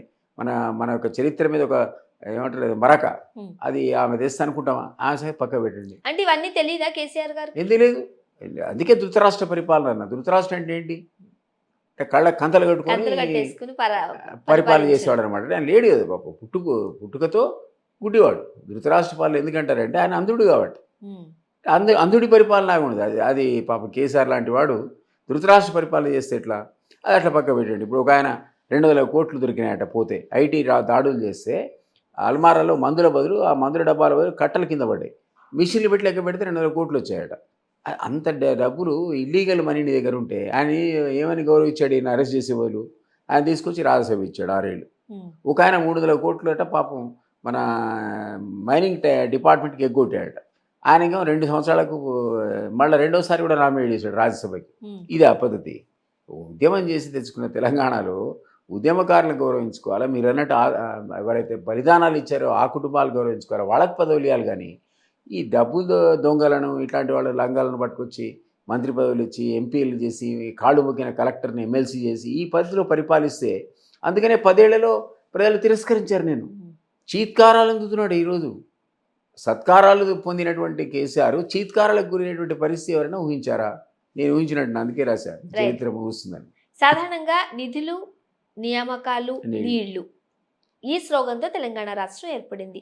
కనీసం ఈ రకంగానైనా తెలంగాణలో మనం లబ్ధి చేకూరింది, తెలంగాణ ప్రజలకు మంచి జరిగింది అంటారా? ఎట్లా వస్తుంది చెప్పండి. నియామకాలు 2 లక్షల ఉద్యోగాలు ఇచ్చారన్నారు. 101 మందిని అరెస్ట్ చేశారు పేపర్స్ లీక్ అయినాయని. అంటే ఇప్పుడు దాని అర్థం ఏంటంటే 2016 నుంచి ఏ పేపర్ అయినా సరే ఏదో ఒక పేపర్ లీక్ అయిందట. అంటే నీకు ఆ పేపర్లు కొనుక్కున్నవాడో, నీకు సంబంధించిన పిఏనో పిఎస్ఓ నీ బంధువుకో జాబ్ వచ్చిందని లేక. లక్షల మంది ఉద్యోగాలు రాస్తుంటే నియామకాల్లో నీకు వచ్చిన 2 లక్షల మంది నీ అస్మదీయులో తెలియదు, నిజంగా మెరిట్ ఉన్న వాళ్ళది లేదు. ఇదైతే ఒక ప్రశ్నార్థకమైన విషయమే కదా. సో నియామకాలు పక్క పెడదాం, అయిపోయింది దాని పని. దాని గురించి చర్చించ అవసరం లేదు. నువ్వే సిట్ వేసుకొని 101 మందిని అరెస్ట్ చేస్తావు, ఇంకెంతమందిని అరెస్ట్ చేస్తావో తెలియదు, పక్క పెట్టి. నియామకాలు, నీళ్ల కోసం నువ్వు కాళేశ్వరం కట్టాం, అద్భుతం, ఇంజనీరింగ్ మార్వెల్ అన్నావు, బీబీసీలో బ్రహ్మాండమైన ఎపిసోడ్ వచ్చింది, అది కుంగింది. మన కళ్ళెదురుగా కుంగింది. ఈయన కర్మకు ఎలక్షన్స్ ముందు కుంగింది, అది కర్ణుడి రథం కుంగినట్టు కుంగింది. దాని ఫలితంగా ఓట్లు కూడా పోయినట్టు అయినా. సాధారణంగా అన్ని వందల పిల్లలలో ఒకటన్నా బ్రేకప్ రాదా, బ్రేక్ అవ్వదా అయింది. అక్కడ 4 సార్లు బ్రేక్ గాంగ చూసారా మీరు? లేకపోతే హిరాకు డ్యామ్ ఎక్కడైనా బ్రేక్ గాంగ చూసారా? ఇది ఎక్కువ పిల్లలు కూడా చిన్న ముక్క కూడా రాలేదు, పెచ్చు కూడా లేదు కదండి. నినాక మొన్న కట్టిన దాంట్లో 3 పిల్లలు గుంగుతాయి. ఇది నాకు అర్థం కాలేదు. ఒక పిల్లలు గుంగితే ఏమైందంటే, ఒక పిల్లలు గుంగితే రేపు పొద్దున వాటర్ లిఫ్ట్ చేస్తే మొత్తానికి డ్యామే కొట్టుకపోతుంది. అది ఎట్లా నువ్వు దానికి. కాబట్టి 1,00,000 కోట్లు పెట్టి 94,000 కోట్లతో పెట్టిన కాళేశ్వరము నీళ్ల కోసమే కదా చేసింది. అదే మన కళ్ళెదురుగా కుంగి అది కూలిపోయే పరిస్థితి ఉంటే నీళ్ల విషయంలో జరిగిన అన్యాయం గురించి మనం చర్చించడమే అనవసరమే కదా. దానికి అర్థమైపోతుంది. అవినీతి అనేది పక్క పెట్టి అవినీతిని ముత్తుకుంటే ఉన్నాం. ఇంకోటి ఏంటి, నిధుల విషయం వచ్చేవరకల్లా 6,71,000 కోట్ల అప్పు. అంటే ప్రతి సంవత్సరం 60,000 కోట్ల వడ్డీ కడుతున్నాం మనం. అంటే సార్, రాష్ట్రం ఏర్పడినప్పుడు ఏపీ అప్పులతో వెళితే మనం మిగులుతో వెళ్ళాం. ఇన్ని ఎందుకు అప్పులు చేయాల్సి వచ్చింది? సగం వీళ్ళు తిని ఉంటారు, మిగిలిన సగం అక్కడెక్కడ డెవలప్మెంట్ చేసి ఉంటారు. అంటే 6,71,000 కోట్ల అప్పు తెస్తే ఓ 3 లక్షల కోట్లు నిజంగానే డెవలప్మెంట్కు ఏదో షాదీ ముబారక్ లేకపోతే రైతు బంధు అదో ఇచ్చాడు అనుకుందాం. మిగిలిన ఆయన చెప్పుకున్నాడు కదా, మా వాళ్ళు ఆఖరికి రైతు బంధు కూడా వదిలిపెట్టట్లేదు, 30% తినేస్తున్నారు అన్నాడు. ఎవరన్నారు ఆ మాట? సీఎం అన్నాడు. దళిత బంధువులు కూడా తింటున్నారు మా వాళ్ళు అన్నాడు. మరి ఆ తింటే ఆయనకు నువ్వు ఎమ్మెల్యే టికెట్ ఇవ్వద్దు కదా. అంటే తింటే వాడు మెచ్చుకొని మళ్ళీ ఇచ్చావు ఎమ్మెల్యే పదవి. అంటే అంత మరి మిస్మేనేజ్మెంట్ అనేది మనం ఎన్నడూ ఊహించలే, ఉద్యమ తెలంగాణలో ఊహించలే. కాబట్టే ఈరోజు ఆ పార్టీ కుంగిపోవడానికి, కూలిపోవడానికి ఇవన్నీ కూడా కారణాలు ప్రజల లోపల ఈ చర్చకు వస్తాయి. వాళ్ళ చేతిలో ఉన్నది ఒకే ఒక ఆయుధం, ఓటు. ఆ ఓటు 2 సార్లు నీకు ఇచ్చారు, నువ్వేదో ఉద్ధరిస్తావు దేశానని. ఎప్పుడైతే నీ పరిస్థితి ఇట్లుందో వాళ్ళు గమనించి తోసేస్తే ఈరోజు కాంగ్రెస్ మీద అధికారంలో వచ్చేటువంటి పరిస్థితి తనంతట తానే క్రియేట్ చేశాడు. అయితే 100 ఏళ్ల వరకు కేసీఆర్ పేరు మీరు నేను ఉచ్చరించడానికి కూడా భయపడాల్సిన పరిస్థితి ఉండే. నిజంగానే అట్లాంటి పారదర్శకమైన పరిపాలన అందించి ఉంటే అది జరగలే. ఆయన స్వయంకృత అపరాధం ఈరోజు. సాధారణంగా తెలంగాణ రాష్ట్రం ఏర్పడిన వెంటనే ఒక 2 మార్పులు మనం కేసీఆర్ గారి దగ్గర నుంచి చూడొచ్చు. అంటే చిన్నపిల్లలకు కూడా అర్థమైపోయింది. ఒకటి, ప్రత్యేక రాష్ట్రం ఇస్తే కనుక టీఆర్ఎస్ను కాంగ్రెస్లో విలీనం చేస్తాను అన్నారు. సో అప్పుడే మనం చూసాము, రాష్ట్రం ఏర్పడిన తర్వాత కుటుంబం అంతా కూడా సోనియా గాంధీ గారి దగ్గరికి వెళ్ళడం, ఆమెకు థ్యాంక్స్ చెప్పుకోవడం. బట్ రాగానే మారిపోయింది, స్లోగన్ మారిపోయింది. అలానే తెలంగాణ రాష్ట్రం వచ్చిన వెంటనే దళితుడిని ముఖ్యమంత్రిని చేస్తాను అన్నారు. ఆ స్లోగన్ కూడా మారిపోయింది. ఈ 2 దగ్గర ప్రజలకి ఒక అర్థం కాని ప్రశ్న ఎప్పటికీ. అంటే ముందే ఈయన అనుకున్నారా, లేకపోతే ఇలా అందాం అనుకున్నారా? ఆయన ఏది కూడా చెప్పేది చేయడు. మీకు ఇది ఒక 2 ఎగ్జాంపుల్ చెప్తున్నారు. ఆయన ఏ పని కూడా చెప్పించేయడు. ఆయన అన్ని అబద్ధాలు ఆడతాడు. ఆయనకు అలవాటు, అబద్ధాలు ఆడతాడు, అంత కరుణనే మర్చిపోతాడు. సోనియా గాంధీ దగ్గరికి నేనే పోయా ఆయనతో. అవతల అహ్మద్ పటేల్, సోనియా గాంధీ గారు, నేను, కేసీఆర్ నలుగురే ఉన్నాం. నేనున్నప్పుడే అన్నాడు ఆ మాట, అమ్మ నువ్వు కనుక తెలంగాణ ఇస్తే కాంగ్రెస్ పార్టీకి నష్టం జరుగుతుందని అనుకుంటే నేను మీకు ప్రామిస్ చేస్తున్నా, తెలంగాణ ప్రకటన ఇచ్చిన మరుక్షణమే నా పార్టీని మీ పార్టీలో విలీనం చేస్తా అన్నాడు. నేనే సాక్ష్యం, ఉమ్, ఎవరు అవసరం లేదు మీకు. నేను ప్రత్యేక సాక్షి, అవతల అహ్మద్ పటేల్, ఇప్పుడు లేడు చనిపోయాడు, సోనియా గాంధీ, నేను ఇద్దరే ప్రత్యేక సాక్షి దానికి. ఇక్కడ అసలు తెలంగాణ ఇచ్చిన మరుక్షణం నాకు అప్పట్లో మన రాష్ట్రానికి ఇన్ఛార్జిగా ఉన్నటువంటి దిగ్విజయ్ సింగ్ చెప్పాడు, నేను పోతే అన్నాడు దిలీప్ ఒకసారి మీ పాత బాస్కు ఫోన్ కలపన్నాడు. నేను సంతోష్కి ఫోన్ చేశాను, హరీష్కి ఫోన్ చేశాను, ఎక్కడున్నామంటే సార్ దగ్గర అన్నాడు. అన్న దిగ్విజయ్ సింగ్ మాట్లాడతారు ఒకసారి కలుపు అంటే ఆయన స్విచ్ ఆఫ్ పెట్టాడు. తర్వాత సంతోష్కి చేశారు, సంతోష్ అన్నాడు ఒక 2 minutes నేను సార్ దగ్గర ఏమైనా మాట్లాడిస్తాను మీకు అన్నాడు. దిగ్విజయ్ సింగ్తో మాట్లాడిస్తా అన్నాడు. అదే తర్వాత 5 నిమిషాలకి ఈయన స్విచ్ ఆఫ్ పెట్టాడు. అంటే కేసీఆర్ పోయి చెప్తే ఇద్దరు స్విచ్ ఆఫ్ పెట్టండి అని చెప్పాడు. Um, he did not want to discuss with Digvijay Singh. Party యొక్క విలీనం సంగతి మర్చిపోండి, ఉమ్, అలయన్స్ కూడా సిద్ధంగా లేడు ఆయన. ఒకసారి తెలంగాణ వచ్చిన తర్వాత, మీ జ్ఞాపకం ఉందా, తెలంగాణ వచ్చిన తర్వాత జూన్లో వస్తే అవును, మధ్య 2-3 నెలలు ఎలక్షన్స్ వరకు గ్యాప్ ఉండింది. ఉమ్, ఆ గ్యాప్లో కాంగ్రెస్ పాపం తీవ్రంగా ప్రయత్నం చేసింది కనీసం ఈయనతో అలయన్స్ అనే పెట్టుకుందామని. ఉమ్, అలయన్స్ కూడా ఆయన విలియన్స్ గా దేవుడరు, అలయన్స్ కూడా సిద్ధంగా లేనటువంటి పరిస్థితి. అన్ని అబద్ధాలు ఆడతాడు ఆయన. కాబట్టి సోనియా గాంధీకి చాలా తెలుసు ఈయన ఏ విధమైనటువంటి మాటలు చెప్తాడో, ఎంత మోసం చేస్తాడో మనందరికంటే ఎక్కువ తెలుసు. కాబట్టి దళితుని ముఖ్యమంత్రి చేస్తాడా, ఇంకేదో చేస్తాడా, నాకు దిలీప్ కుమార్కి ఎమ్మెల్యే టికెట్ ఇస్తాడా, అది మర్చిపోండి మీరు. ఉమ్. ఇవన్నీ రోజు కాఫీ తాగినంత క్యాజువల్గా ఆయన అబద్ధాలు ఆడతాడు. సాధారణంగా మనము మీరు అన్నట్టుగా కొన్ని కొన్ని మీటింగ్స్ జరిగితే తెలంగాణలో అన్నారు కదా, ఆ టైంలో కొన్ని కొన్ని ప్రామిసెస్ చేసి ఉదయానికి మర్చిపోతూ ఉంటారంటారు. అంతే, అంతేనా? మర్చిపోతాడు అంతే. రాత్ గయి బాత్ గయి అని తెలంగాణ సామెత అది. అంటే రాత్రి పోయింది, తెల్లారి మాట కూడా పోయింది అనమాట. రాత్రి ఏమన్నాడో ఆ రాత్రితోనే పోతుంది అది. అది అంటే మీరు అన్నట్టు అందుకే దళితుడు ముఖ్యమంత్రి మెడనన్నా నరుక్కుంటా కానీ నా మాట తప్పుకోవడానికి వీల్లేదన్నాడు. అవును, మరి మెడ నరుకో, దళితుడు అయితే ముఖ్యమంత్రి కాలేదు, మెడ నరుకోవాలి కదా, మెడ అయితే నరుకోలేదు కదా, నరుకోవాలి మనం ఆశించాం. దళితుడిని ముఖ్యమంత్రి చేయాలనుకుంటాం, చేయలే కదా. ఉప ముఖ్యమంత్రులు చేసిన ఇద్దరు దళితుడినే తీకవతల పారేశాడు. ఉమ్, ఆ కారణంగా ఆ రాజే అనేవాడు పాప ఉప ముఖ్యమంత్రి తీసొస్తే ఇప్పటికి కూడా ఆయనకు అర్థం కావట్లేదు తను ఎందుకు బీకారు. ఇప్పుడు మళ్ళీ పోయి ఎంపీ టికెట్ ట్రై చేస్తున్నాడు అదే, ఎవరన్నా ఆ right. Party. So Warangal MP seat ఇస్తారేమో అని మళ్ళా చూస్తున్నట్టుగా పోతున్నాడు పాపం, మనం. ఇంకా మరోసారి మోసపోతాడు అని నా ఓకే. బాధ. సాధారణంగా ప్రతి మనిషి కూడా ప్రొఫెషనల్గా జాబ్ పరంగా ఒకలా ఉంటూ ఉంటారు.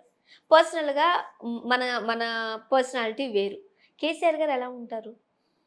కేసీఆర్ ఇది ట్రూ పాలిటీషియన్ కదా, 100% పాలిటీషియన్. ఇది రాజకీయాల లోపల నిజమైన రాజకీయవేత్త ఎట్లా ఉంటాడో అట్లున్నాడు ఆయన. ఉమ్, అంటే నెగటివ్ సెన్స్లో ఏది నిజం చెప్పడు, అన్నీ మోసాలే. ఇప్పుడు బీజేపీ అలయన్స్ కోసం ఓ రోజు సార్ నేను ఆయన కలిసిపోయాం. ఉమ్, అప్పుడు లోకల్ బాడీలో అలయన్స్ పెట్టుకుంటా అన్నాడు. రాజ్నాథ్ సింగ్ గారు పార్టీ అధ్యక్షుడు, జాతీయ అధ్యక్షుడు. బీజేపీ ఇంకా తెలంగాణకు అనుకూలమైన నిర్ణయం తీసుకోలే. బీజేపీ ఇంకా తెలంగాణకు ఉద్యమ టైం చెప్తున్నాను నేను, ఉమ్, తెలంగాణ అనుకూల నిర్ణయం ఇంకా బీజేపీ తీసుకోలే. నేను రాజ్నాథ్ సింగ్ గారి దగ్గరికి వీరితో కలిసిపోయినా. పోతే రాజ్నాథ్ సింగ్తో ఏమన్నానంటే వచ్చే లోకల్ బాడీ ఎలక్షన్స్లో మాకు మంచి లోకల్ బాడీ సీట్స్ వచ్చాయి, స్థానిక సంస్థల లోపల మేము బాగా గెలిచాం, బీజేపీ లేదు, మనం ఇద్దరం కలిసి అలయన్స్ పెట్టుకుంటే మీకు చాలా స్థానాలు వస్తాయి, అండర్స్టాండింగ్లో పోటీ చేద్దాము, మీరు మాకు తెలంగాణకు అనుకూలంగా స్టేట్మెంట్ ఇవ్వండి అని అడిగాడు. అన్నాడు కరెక్టే, లోకల్ బాడీలో మాకు కూడా లాభం జరుగుతుంది, టీఆర్ఎస్ స్థానికంగా రీజనల్ పార్టీ, ఉద్యమం ఊపు ఉంది కాబట్టి మంచిదే అని పాపం ఆయన అప్పుడు రథయాత్ర చేస్తున్న అద్వానీ గారికి ఫోన్ చేసి చెప్పాడు, మేము తెలంగాణకు అనుకూల నిర్ణయం తీసుకుందాం, కాకినాడ రెవల్యూషన్ కూడా పాస్ చేశాం కదా, ఉమ్, ఒక్క ఓటు 2 రాష్ట్రాలని, why not we do it now, it the right time, peak moment కూడా ఉందని పాపం రాజ్నాథ్ సింగ్ గారు ఈ మాటలు నమ్మి చెప్తే అద్వానీ స్టేట్లో ఎంటర్ కాగానే, ఆ మహారాష్ట్ర బార్డర్ నుంచి ఎంటర్ కాగానే 100 రోజుల్లో బీజేపీ అధికారంలోకి వచ్చిన 100 రోజుల్లో తెలంగాణ ఇచ్చేస్తాని మేము రాష్ట్రానికి అనుకూలమని ప్రకటన చేశాడు. అవును, ఆ తర్వాత నెలకు 2 నెలలకు ఇక్కడ లోకల్ బాడీస్ వచ్చాయి. అద్వానీ గారిని నేను ఎవరైనా మన రాజ్నాథ్ సింగ్ గారి దగ్గరికి పోతే ఆయన చెప్పాడు 40 సార్లు ప్రయత్నం చేశా దిలీప్ వాళ్ళ లైన్లో కూడా రాలేదన్నాడు. ఉమ్, ఏది అలయన్స్ కోసం, అలయన్స్ అయ్యింది లేదు, ఈయన రాజ్నాథ్ సింగ్ లైన్లో దొరికింది లేదు. అది ఆయన పరిస్థితి. అంటే సోనియా గాంధీ ఎంత పెద్ద మనిషి, ఉమ్, రాజ్నాథ్ సింగ్ ఎంత పెద్ద మనిషి, వాళ్ళకు మాట ఇచ్చేసి మీరు మాట తప్పాలంటే ఎంత ధైర్యం ఉండాలి మీకంటే అంత క్యాజువల్ అంటున్నా నేను, అంత క్యాజువల్గా మోసం చేస్తాడు. ఓకే. సో పాలిటిక్స్లో ఏ విధమైన మోసాలు చేయొచ్చో, ఎవరెవరిని ఎంతగా చీట్ చేయొచ్చో, ఇవన్నిట్లో మీరు కనుక ఏదైనా డాక్టరేట్ పుచ్చుకోవాలంటే మీరు ఆయన దగ్గర స్టూడెంట్ తీరండి. సరిపోద్ది. సాధారణంగా స్టార్టింగ్ లో మీకు ఇవన్నీ తెలియవు, సో జాబ్ కి రిజైన్ చేసి వెళ్ళారు. సో ఒక్కొక్కటి చూస్తున్నప్పుడు కొన్నిటి నుంచి మనం షాక్ తింటాం, అవును. కొన్ని ఓకే ఇవి జరుగుతాయిలా అనుకుంటాం. ముఖ్యంగా అటువంటి షాకింగ్ ఏమేమి చూసారు? ఒకటి నా సీటే షాకు. ఉమ్, ఇప్పుడు నువ్వు జాబ్ రిజైన్ చేసి పడే నీకు సీట్ ఇస్తున్నాను ఇవ్వలేదు, ఉమ్, అదేదో పెద్ద షాకే కదా. నెక్స్ట్ షాక్ తర్వాత ఏది సోనియా గాంధీ దగ్గర పోయి నేను పార్టీ మెర్జ్ చేస్తా అని చెప్పి వెంటనే తెలంగాణ రాగానే మర్చిపోవడం అనేది అదొక షాకు. తర్వాత అలయన్స్ పెట్టుకుంటా బీజేపీతో అన్నది చెప్పి మళ్ళీ వచ్చి వదిలిపెట్టింది అదొక షాకు. సో ఇవన్నీ కూడా ఆయన దగ్గర చూసి ఆశ్చర్యపోవాల్సిన పరిస్థితి. నేర్చుకుంది ఏం లేదు, మేము ఇంప్లిమెంట్ చేయమనుకోండి, కానీ అంత మోసం చేయడం మాతో కాదు. కానీ నేను చెప్తున్నా అంటే ఆ వ్యక్తి ఆ రకంగా ఆయన వెంటనే మర్చిపోతాడు, తెల్లారి అసలు జ్ఞాపకం కూడా ఉండదు ఆయనకు ఆ విషయం. ఒకసారి విజయరామరావు గారిని రాత్రిపూట సెషన్లో అడ్డగోలు దిగాడు. తెల్లారి ఆయన మా ఇంటికి వచ్చాడు. Doctor Vijayaramarao vice president of the party, senior most leader ఆయన, ఇప్పుడు బీజేపీలో ఉన్నాడు. మా ఇంటికి వచ్చాడు పొద్దున వచ్చి, దిలీప్ నేను ఈ పార్టీకి ఇక ఉండను, రాజీనామా చేస్తున్నాడు. ఎందుకు సార్ ఏమైందని అంటే నన్ను అడ్డగోలు తిట్టాడు రాత్రి. అంటే ఏంటి సబ్జెక్ట్ అంటే, దళిత ముఖ్యమంత్రి అంటే నేను వద్దు సార్, అది ఇంప్లిమెంట్ చేసిన సాధ్యపడే పని కాదు, మీరు దళితులు చేయలేరు ముఖ్యమంత్రిగా, కాబట్టి మీరు ఈ మాట అనకండి అంటే నన్ను అడ్డగోలు తిట్టాడు. తిడితే నేను తట్టుకోలేకపోయినా, నేను ఉండదలుచుకోలే అన్నాడు. నేను సార్ ఒక డే టైం ఇవ్వండి నాకు, నేను కనుక్కుంటా అసలు ఏంటో విషయం కనుక్కుంటే. నేను జనరల్ సెక్రటరీ పార్టీకి, ఆయన వైస్ ప్రెసిడెంట్, మీరు ఉండండి తొందరపడకండి అని చెప్పి నేను తెల్లారి అనుకోకుండా ఆయనతో పాటు తొర్రూరు పోతున్నా కారులో. రిటర్న్ జర్నీలో నేను సంతోష్, నేను ఈయన ముగ్గురు, ఎవరో పిఏలు ఉంటే నేను చెప్పారే దిగి మీరు ఇంకో కారులో రండి అని, ప్రైవేట్ మాడదాం. నేను అడిగా ఏంటి సార్ పాపం సీనియర్ మోస్ట్ ఆయన దళితుడు, ఆయన పట్టుకొని రాత్రి అంతా తిట్టారట, నేను బాధపడి పాపం రాజీనామా చేస్తానంటే, ఎవరు విజయరామరావు, నేను 15 రోజులు అయింది ఆయన కలిసానాడు. నేను వెనకదిరి అరే సంతు మన విజయన కలిసి ఎన్ని రోజులు అయింది అన్నాడు. అంటే 15 రోజులు అయిందని ఆయన అన్నాడు. ముందు ముందు రోజు జరిగింది ఇది. ఆయన జ్ఞాపకం లేనట్టు నటిస్తున్నాడా మరి నిజమా అనేది లేదు. నేను ఏం మాట్లాడా, అసలు నీకు గర్వం లేదు 15 రోజులు అంటే, నిన్న మీరు ఎందుకు తిట్టారన్న దానికి ఏమైనా మీనింగ్ ఏముంటుంది ఇక, అంత క్యాజువల్గా ఆయన అబద్ధం ఆడేశాడు. నేను విజయరామరావుకి తెల్లారి ఆయన ఇంటికి పోయి చెప్పా, సార్ ఆయనకి జ్ఞాపకం కూడా లేదు, మర్చిపోయాడు, మీరు కూడా సైలెంట్ ఉండండి, ఏం తెలియనట్టు మీరు కూడా సైలెంట్ ఉండండి నా ఉద్దేశం, ఎందుకంటే క్రూషియల్ ఫేజ్లో ఉన్నాం, ఎలక్షన్స్ పోతున్నాం, వద్దు మీరు అని జ్ఞాపకుంటే వేరే విషయం, అవును ఇట్లా అయింది అట్లా అయింది నాకు నచ్చలేదు అని అంటే నేను చర్చించేవాడిని. ఏం చర్చిస్తాను సార్, అసలు ఆయన కలిసి 15 రోజులు లేదంటే నేను చర్చించడానికి కూడా ఆస్కారం లేదు కదా అంటే, అది ఆయన క్యారెక్టర్. మీరు ఏమంటారు దాన్ని ఎట్లా బ్రాండ్ చేస్తారో తెలియదు. చెప్పండి అంటే మర్చిపోయారా నిజంగానే, కావాలనే కదా, కావాలని తిట్టాడు. తెల్లారి నేను అడిగితే ఆ చర్చించడం ఇష్టం లేక అసలు ఆయన గెలవకనే 15 రోజులు నేను ఎప్పుడు తిట్టా అంటున్నాడు మనని, మనం ఏం చెప్పలేము దానికి. ఓకే, సో నోరు అల్లబెట్టడం మేమంతా సేమ్ థింగ్ నన్ను తిట్టాడు. టీడీపీ అలయన్స్ నేను పెట్టించా, అవతల కేటీఆర్కి ఇంకో కోపం నా మీద, ఆయనను హరీష్ కలిసి అతి కష్టం మీద యాక్టర్ చిరంజీవితో అలయన్స్ పెట్టుకున్నారు. అప్పుడు పెట్టుకుంటే 2009లో నేనేమో అనుకోకుండా పోయి, అది మార్చి లేదు సార్ 10 days ఆగండి, తప్ప అలయన్స్ ఇది, నేను మీకు టీడీపీతో పెట్టిస్తా అంటే సమైక్యవాద పార్టీగా తెలియపన్నాడు. సమైక్యవాద పార్టీ అయినా సరే నేను ఆయన దగ్గర నుంచి లెటర్ పట్టుకొస్తా, మేము తెలంగాణకు అనుకూలమే. అప్పుడు తెలంగాణకు లెటర్ అనుకూలమని ఇచ్చాడు ఆయన, ఎవరు చంద్రబాబు. ఆ 2 కళ్ళ సిద్ధాంతం స్టార్ట్ అయింది అప్పుడు, ఆంధ్ర ఇంపార్టెంట్ తెలంగాణ ఇంపార్టెంట్, నాకు 2 కళ్ళ లాంటివి అన్నాడు. ఆ 2 కళ్ళ సిద్ధాంతంతో తెలంగాణ మీ అనుకూలమైన టీడీపీ లెటర్ ఇచ్చింది ఆ టైంలో. అప్పుడు అలయన్స్ 1 weekలో మేము మార్చేసి టీడీపీతో పెట్టిన సందర్భంలో తెలంగాణకు వ్యతిరేకమైన సిపిఎం కూడా అందులో భాగస్వాములు, అట్లా ఉండింది అలయన్స్ మహాకూటమిలో. సరే ప్రాపర్ గ్రౌండ్ కాలే, వీళ్ళిద్దరికి కలిసింది లేదు. అసలు అలయన్స్ పెట్టించింది నేను చంద్రబాబు గారు అక్రాస్ ద టేబుల్ ఇట్లే మీరు కూర్చొని మాట్లాడుకొని 45 ఎమ్మెల్యే సీట్లు, 9 ఎంపీ సీట్లు పడిపోయినా నేను.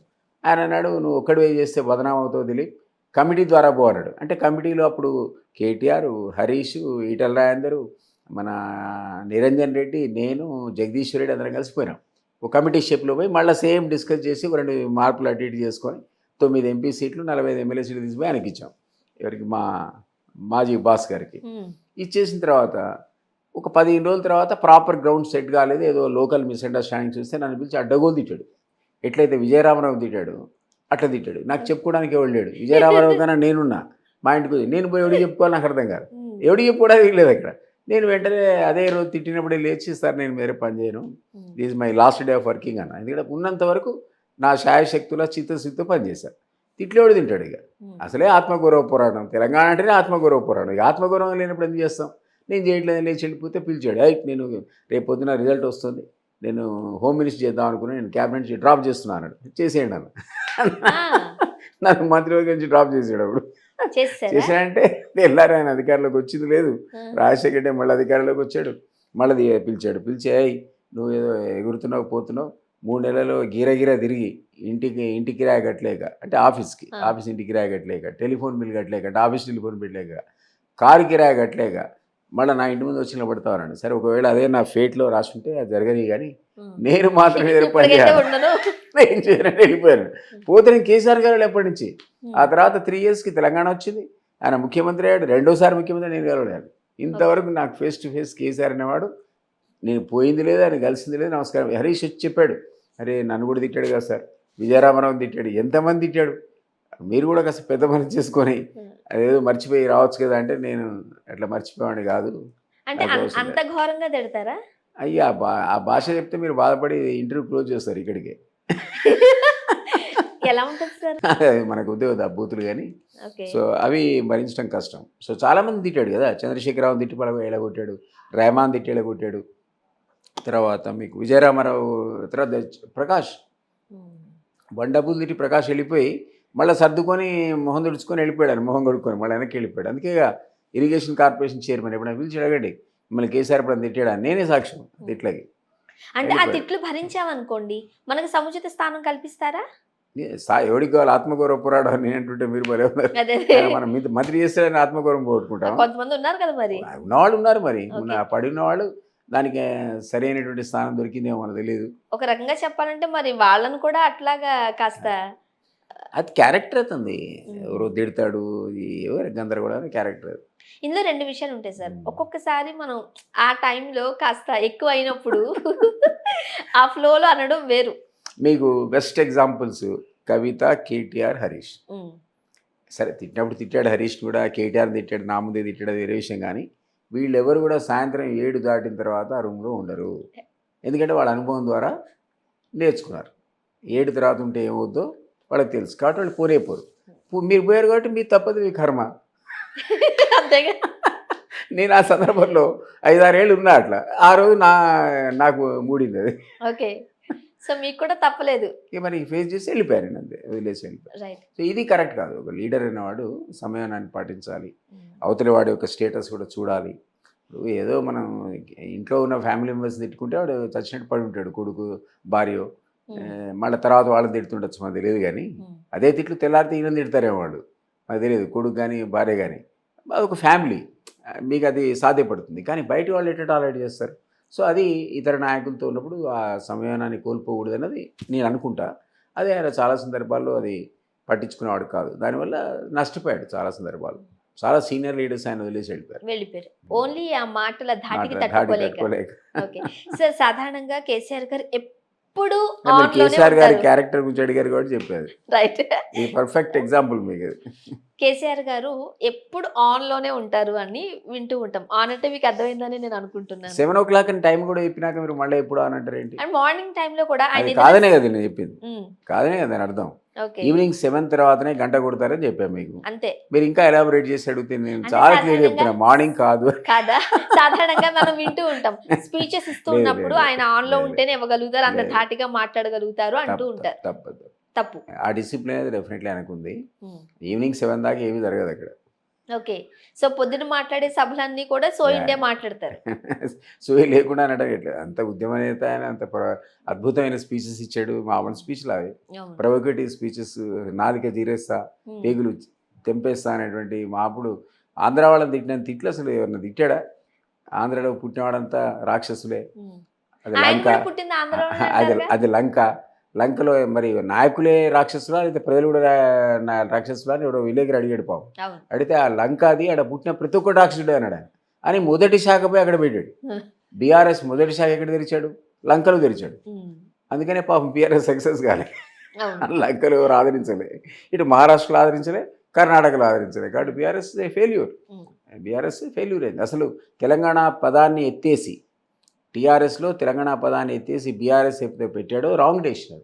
దానివల్ల నీకు నష్టం జరిగింది. ఆ పార్టీ ఎక్కడ కూడా అదర్ దాన్ తెలంగాణ ఎక్కడ సక్సెస్ కాలే. దానివల్ల నష్టపోయి ఈరోజు మళ్ళా ఆ బీఆర్ఎస్ని టీఆర్ఎస్ చేసడం వదిలేదు. సాధారణంగా మాటల ధాటిలో కావచ్చు, లేకపోతే అపర చాణక్యుడు మన కేసీఆర్ గారు అని ఆ పార్టీ నేతలే చెబుతూ ఉంటారు. ఈ ఈ ఎత్తులు పై ఎత్తులు అంటారు చూడండి, అవి కీలకమే ఏ రాజకీయ పార్టీకైనా. ముఖ్యంగా కేసీఆర్ గారు ఎత్తులు ఎట్లా ఉంటాయంటారు? అతను డెఫినెట్లీ వ్యూహకర్త, అందులో అనుమానం లేదు. హైలీ పొలిటికల్ పర్సన్, అందులో ఏమాత్రం అనుమానం లేదు. నేను చెప్తున్నాను కదా, అంటే నేను 6 years నేను ఆంతరిక కార్యదర్శి కూడా పరిహరించాను. ఒకసారి ఏమైందంటే అందరూ రాజీనామా చేస్తాం, వెనక్కి వస్తున్నాం. ఇక్కడ రావాలి. వచ్చే సందర్భం లోపల ఒక 20-30 మంది అక్కడ కూర్చున్నారు హాల్లో. వాళ్ళు నేను వస్తుంటే లేచి నిలబడి నమస్కారం పెడుతున్నారు. లోపలికి బయటకు వచ్చిన మళ్ళీ నమస్కారం పెడుతున్నారు. అందరూ లేచిన పడుతున్నారు. చాలా భక్తి శ్రద్ధలతో నమస్తే పెడుతున్నారు. నేను చూసా, ఒకరోజు చూసా, 2 రోజు చూసా, 3 రోజు చూసా. ఏంటిరా గొడవ ఇదంటే, అందరం తెలంగాణ నుంచి వచ్చాం సార్ అపాయింట్మెంట్ కోసం 3 రోజుల నుంచి వెయిట్ చేస్తున్నాం, వారేమో కలవట్లేదు, ఒక 2 నిమిషాలు మాకు సమయం ఇప్పిస్తే మేము కలిసి వెళ్ళిపోదాం అనుకుంటున్నాం సార్ అన్నారు. అంటే నేను లోపల పోయి చెప్పాను, సార్ అడు పాపం ఎక్కడి నుంచో కొట్టుకొని తెలంగాణ నుంచి హైదరాబాద్ నుంచి వచ్చాడు, అంతమంది 20-30 మంది వచ్చారు, 3 రోజులు అయింది, మిమ్మల్ని కలుద్దాం అనుకుంటున్నారు, మీరు ఒక 2 నిమిషాలు మాడితే వెళ్ళిపోతారు కదా అని అన్నా. ఆయన ఎవరిని కలవలే. ఆయన అన్నాడు, దిలీప్ అసలు వాళ్ళు ఎందుకు వచ్చారో తెలుసా నీకు అన్నాడు. అంటే నాకు తెలియదు సార్ అన్న. నీ సీట్ వేయడానికి వచ్చారన్నాడు. నా సీట్ వేయడానికి వచ్చేటవాడు వాడు రోజు లేచి భక్తి శ్రద్ధతో నాకు నమస్కారం పెడుతున్నాడు. నేనన్నా బయటికి పోయి అసలు జీవితంలో కలవడానికి పోండన్నా. అంటే మీకు అర్థమైందా ఇప్పుడు ఆయన ఎంత తెలియగలడు? బయట కూర్చున్న 30 మంది 3 రోజుల నుంచి కేసీఆర్ కలవకుండా ఉండి కూడా ఎందుకు వచ్చాడో తెలుసు ఆయనకి. అందుకే కలవట్లేదు. దిలీప్ సీట్ అడుగుతారు కాబట్టి ఆయనకి ఆల్రెడీ దిలీప్కి ఇద్దాం అనుకుంటున్నాడు కాబట్టి వాడికి ఇంటర్వ్యూ లేదు అక్కడ. వాడేమో నాకు నమస్కారాలు పెడుతున్నాడు నన్ను ముంచడానికి. అంటే మీరు అర్థం చేసుకోండి, అపరచారకుడే కదా, అపరచారకుడే కదా. నిజంగా సీట్ మీకోసమేనా? ఇచ్చాడు కదా, ఎమ్మెల్సీ సీట్ ఇచ్చాడు కదా. తర్వాత ఎమ్మెల్సీ అప్పుడు అనౌన్స్ అయింది, రాబోయే ఎలక్షన్స్లో నన్ను కాంటెస్ట్ చేయమని అడగడానికి ఆయన మైండ్లో ప్రిపేర్ అయ్యాడు దిలీప్కే ఈ సీట్ అని. వాడు కూడా అడగడానికి వస్తే వాడికి అపాయింట్మెంట్ లేదు. మరి ఇప్పుడు మీరు కరెక్ట్ అంటారా, అది రైట్ అంటారా, రాంగ్ అంటారా ఆ డెసిషన్?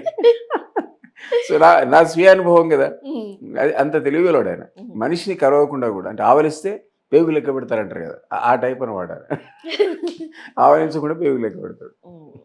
ఇప్పుడు కాంగ్రెస్ లో విలీనం చేసేస్తానని ఎందుకు అన్నారు, తర్వాత ఎందుకు చేయలేదు?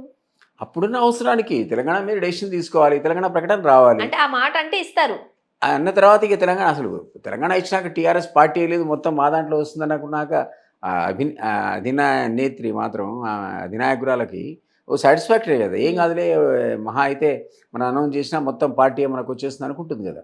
ఆ తెల్లారి నా డిసపేర్ అయిపోతాడు అన్న ఆయన. ఇది కూడా ఆయన వ్యూహంలో ఎత్తుగడలో ఒక భాగం. ఏముంది మర్చిపోతాడు కదా, దొరకడు కదా ఎవరికి, ఇంకేముంది అందులో. ఆ టైప్ ఆఫ్ క్యారెక్టర్ అది. సాధారణంగా ఈ కేసీఆర్ గారికి కొన్ని పనులు చేయాలన్నా లేకపోతే డబ్బులు ఏంది ఏది చేయలేం. వీళ్ళకి డబ్బులు ఎట్లా సమకూరేవండి?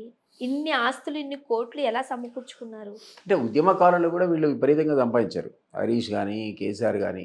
సరే, ఉద్యమంలో డెఫినెట్లీ ఖర్చు ఉంటుంది, మనం కూడా కాదనలేం. కొన్ని సందర్భాల లోపల ఆ డబ్బు అనేది అవసరం అనే విషయాన్ని మనం కాదనలేం కదా.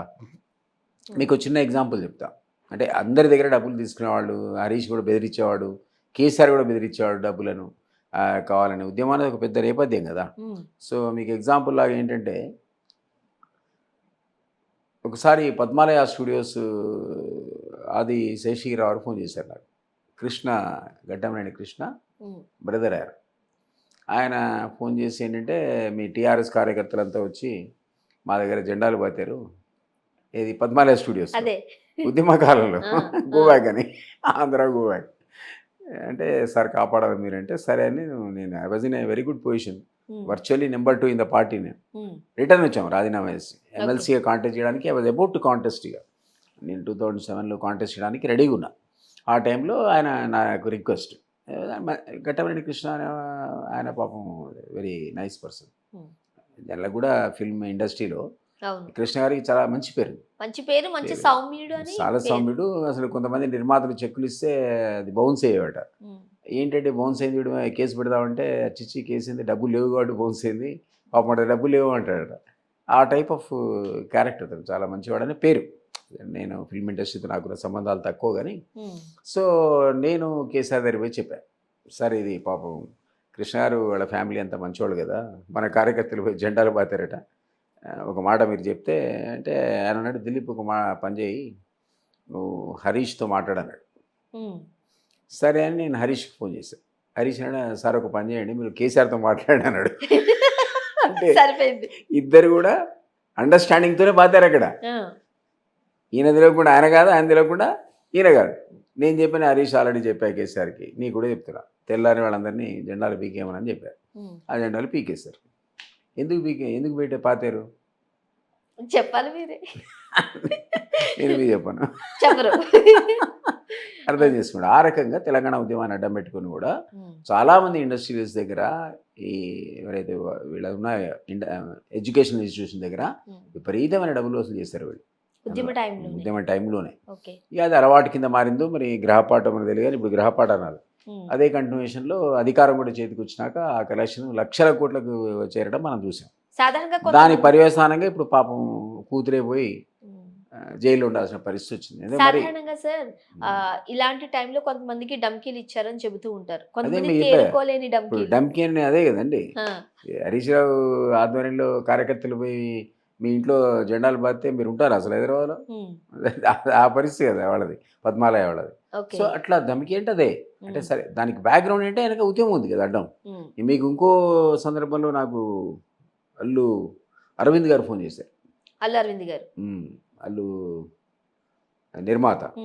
ఆయన అన్నాడు, దిలీప్ మాది రేపు పొద్దున ఇది షూటింగ్ అవుతుంది, మీ కార్యకర్తలు వచ్చి జెండాలు పాతారు, షూటింగ్ చేయడానికి వీలేదు, గెట్అవుట్ అన్నారు, మేము ప్రొడక్షన్ మానేసుకొని అదే షూటింగ్ మానేసుకొని ఇంటికి పోయాం, కాస్త చూడే బాబు అన్నాడు. నాకు ఆయన కూడా పరిచయం. సరే అని నేను మళ్ళీ ఫోన్ చేసి ఒడ్ర పోయినోడు బాబు అంటే కవిత పంపిందట. ఎక్కడికి? ఈ కార్యకర్తలను జెండాలు పత్తడానికి కవిత గారు పంపారు. నేను కవిత చెప్పేది, పాపం అసలే ఫిల్మ్ ఇండస్ట్రీ అయితే కష్టం మీద మన హైదరాబాద్కి వచ్చింది, వాడు బెదిరిస్తే వాడు పోయాడు అనుకో, మళ్ళీ మనోడు తెలంగాణ నుంచి తేరుకొని ఇండస్ట్రీ డెవలప్ కావాలంటే ఈజీ కాదు, అమ్మ వదిలేయాడు పాప వాడు షూటింగ్ వాళ్ళు చేసుకుని అంటే సరే అంకుల్ మీ ఇష్టం అన్నది. ఎందుకు చేసి ఉంటుంది? మళ్ళీ చెప్పరు మీరు. నేను అర్థం చేసుకోవాలి. మీరు అర్థం చేసుకోవాలి. అంటే సినిమా ఇండస్ట్రీ కూడా వదిలిపెట్టలేదు అంటున్నా నేను. అంటే ఈ కథలన్నీ కూడా సారీ అంటే ఈ కథ కాదు, ఫ్యాక్ట్స్ ఈ రెండు. మీకు ఎగ్జాంపుల్స్ ఎన్ని జరిగినా తెలియదు, వందల సంఖ్యలో ఇట్లాంటి సంఘటనలు జరిగి ఉండొచ్చు. 2 ఎగ్జాంపుల్స్ మీకు చెప్పాను. సో ఇలాంటి కీలకమైన నిర్ణయాలన్నీ కూడా ఫామ్ హౌస్ నుండే జరుగుతాయి. అప్పుడు ఫామ్ హౌస్ లేదు, మన ఎకరం భూమి లేదు ఆయనకి. సరే ఇవన్నీ తర్వాత వచ్చే ఎకరాల భూములు ఫామ్ హౌస్లు అని. అప్పుడు ఎక్కడ ఆయన ఇంట్లో ఇక్కడ కూర్చొని చేసిన ఇక్కడ ఉండేది. అది మన బసవతారకం ఇంటి వెనక, హాస్పిటల్ ఇంటి వెనక ఆయనకు ఆ ఇల్లు ఉండేది కదా. అన్నీ అక్కడి నుంచి జరిగే యాక్టివిటీ. ఒకటేమో రాజశేఖర రెడ్డి గారు ఇచ్చిన దాంట్లో బిల్డింగ్ కట్టారు, తెలంగాణ భవన్ కట్టారు. అదొకటే వాళ్ళ అయితే యాక్టివిటీ ఇక్కడి నుంచి అయితే అక్కడి నుంచి. ఇక్కడ కూడా కమర్షియల్ యాక్టివిటీ. టీ ఛానల్ నడుపుతున్నారు. మీకు పార్టీ కార్యక్రమాల కోసం ప్రభుత్వం నీకు ఏదో నామినల్ ప్రైజ్ మీద నీకు భూమి ఇస్తే నువ్వు టీ ఛానల్ ఎట్లా నడుపుతావు అందులో? అది కమర్షియల్ కదా, అది యాడ్స్ తీసుకుంటున్నావు కదా. టీ ఛానల్ నడుపుకున్నారు అఫీషియల్గానే. నా డౌట్ అది ఇప్పుడు కాంగ్రెస్ గవర్నమెంట్ ఊరుకుంటుందా? నోటీస్ ఇచ్చి క్యాన్సిల్ కూడా చేస్తుంది. ఓకే. ఇప్పుడు సాధారణంగా ఈ ఫోన్ ట్యాపింగ్ వ్యవహారం కావచ్చు, లేకపోతే కొన్ని కీలక డాక్యుమెంట్స్ కావచ్చు, ప్రస్తుతం ఫామ్ హౌస్లోనే ఉన్నాయి అనేది కొంతమంది మాట. నాకు ఐడియా లేదు. డాక్యుమెంట్స్ ఎక్కడైనా ఉంటాయి, ఉండవు. దానికి ఇప్పుడు ఫోన్ ట్యాపింగ్కి డాక్యుమెంట్స్ ఉండవండి. ఊరికేనే ఇప్పుడు నేను సంతోష్ కావచ్చు, కేటీఆర్ కావచ్చు, లేదా హరీష్ రావు కావచ్చు, నాకు మీ ఫోన్ ట్యాపింగ్ కావాలి, నేను ఫోన్లో చెప్తా పలానా వాళ్ళవి ఒక 10 మంది ఫోన్ ట్యాప్ చేసి నాకు ఇన్ఫర్మేషన్ ఇవ్వండి. That it self is an instruction కదా.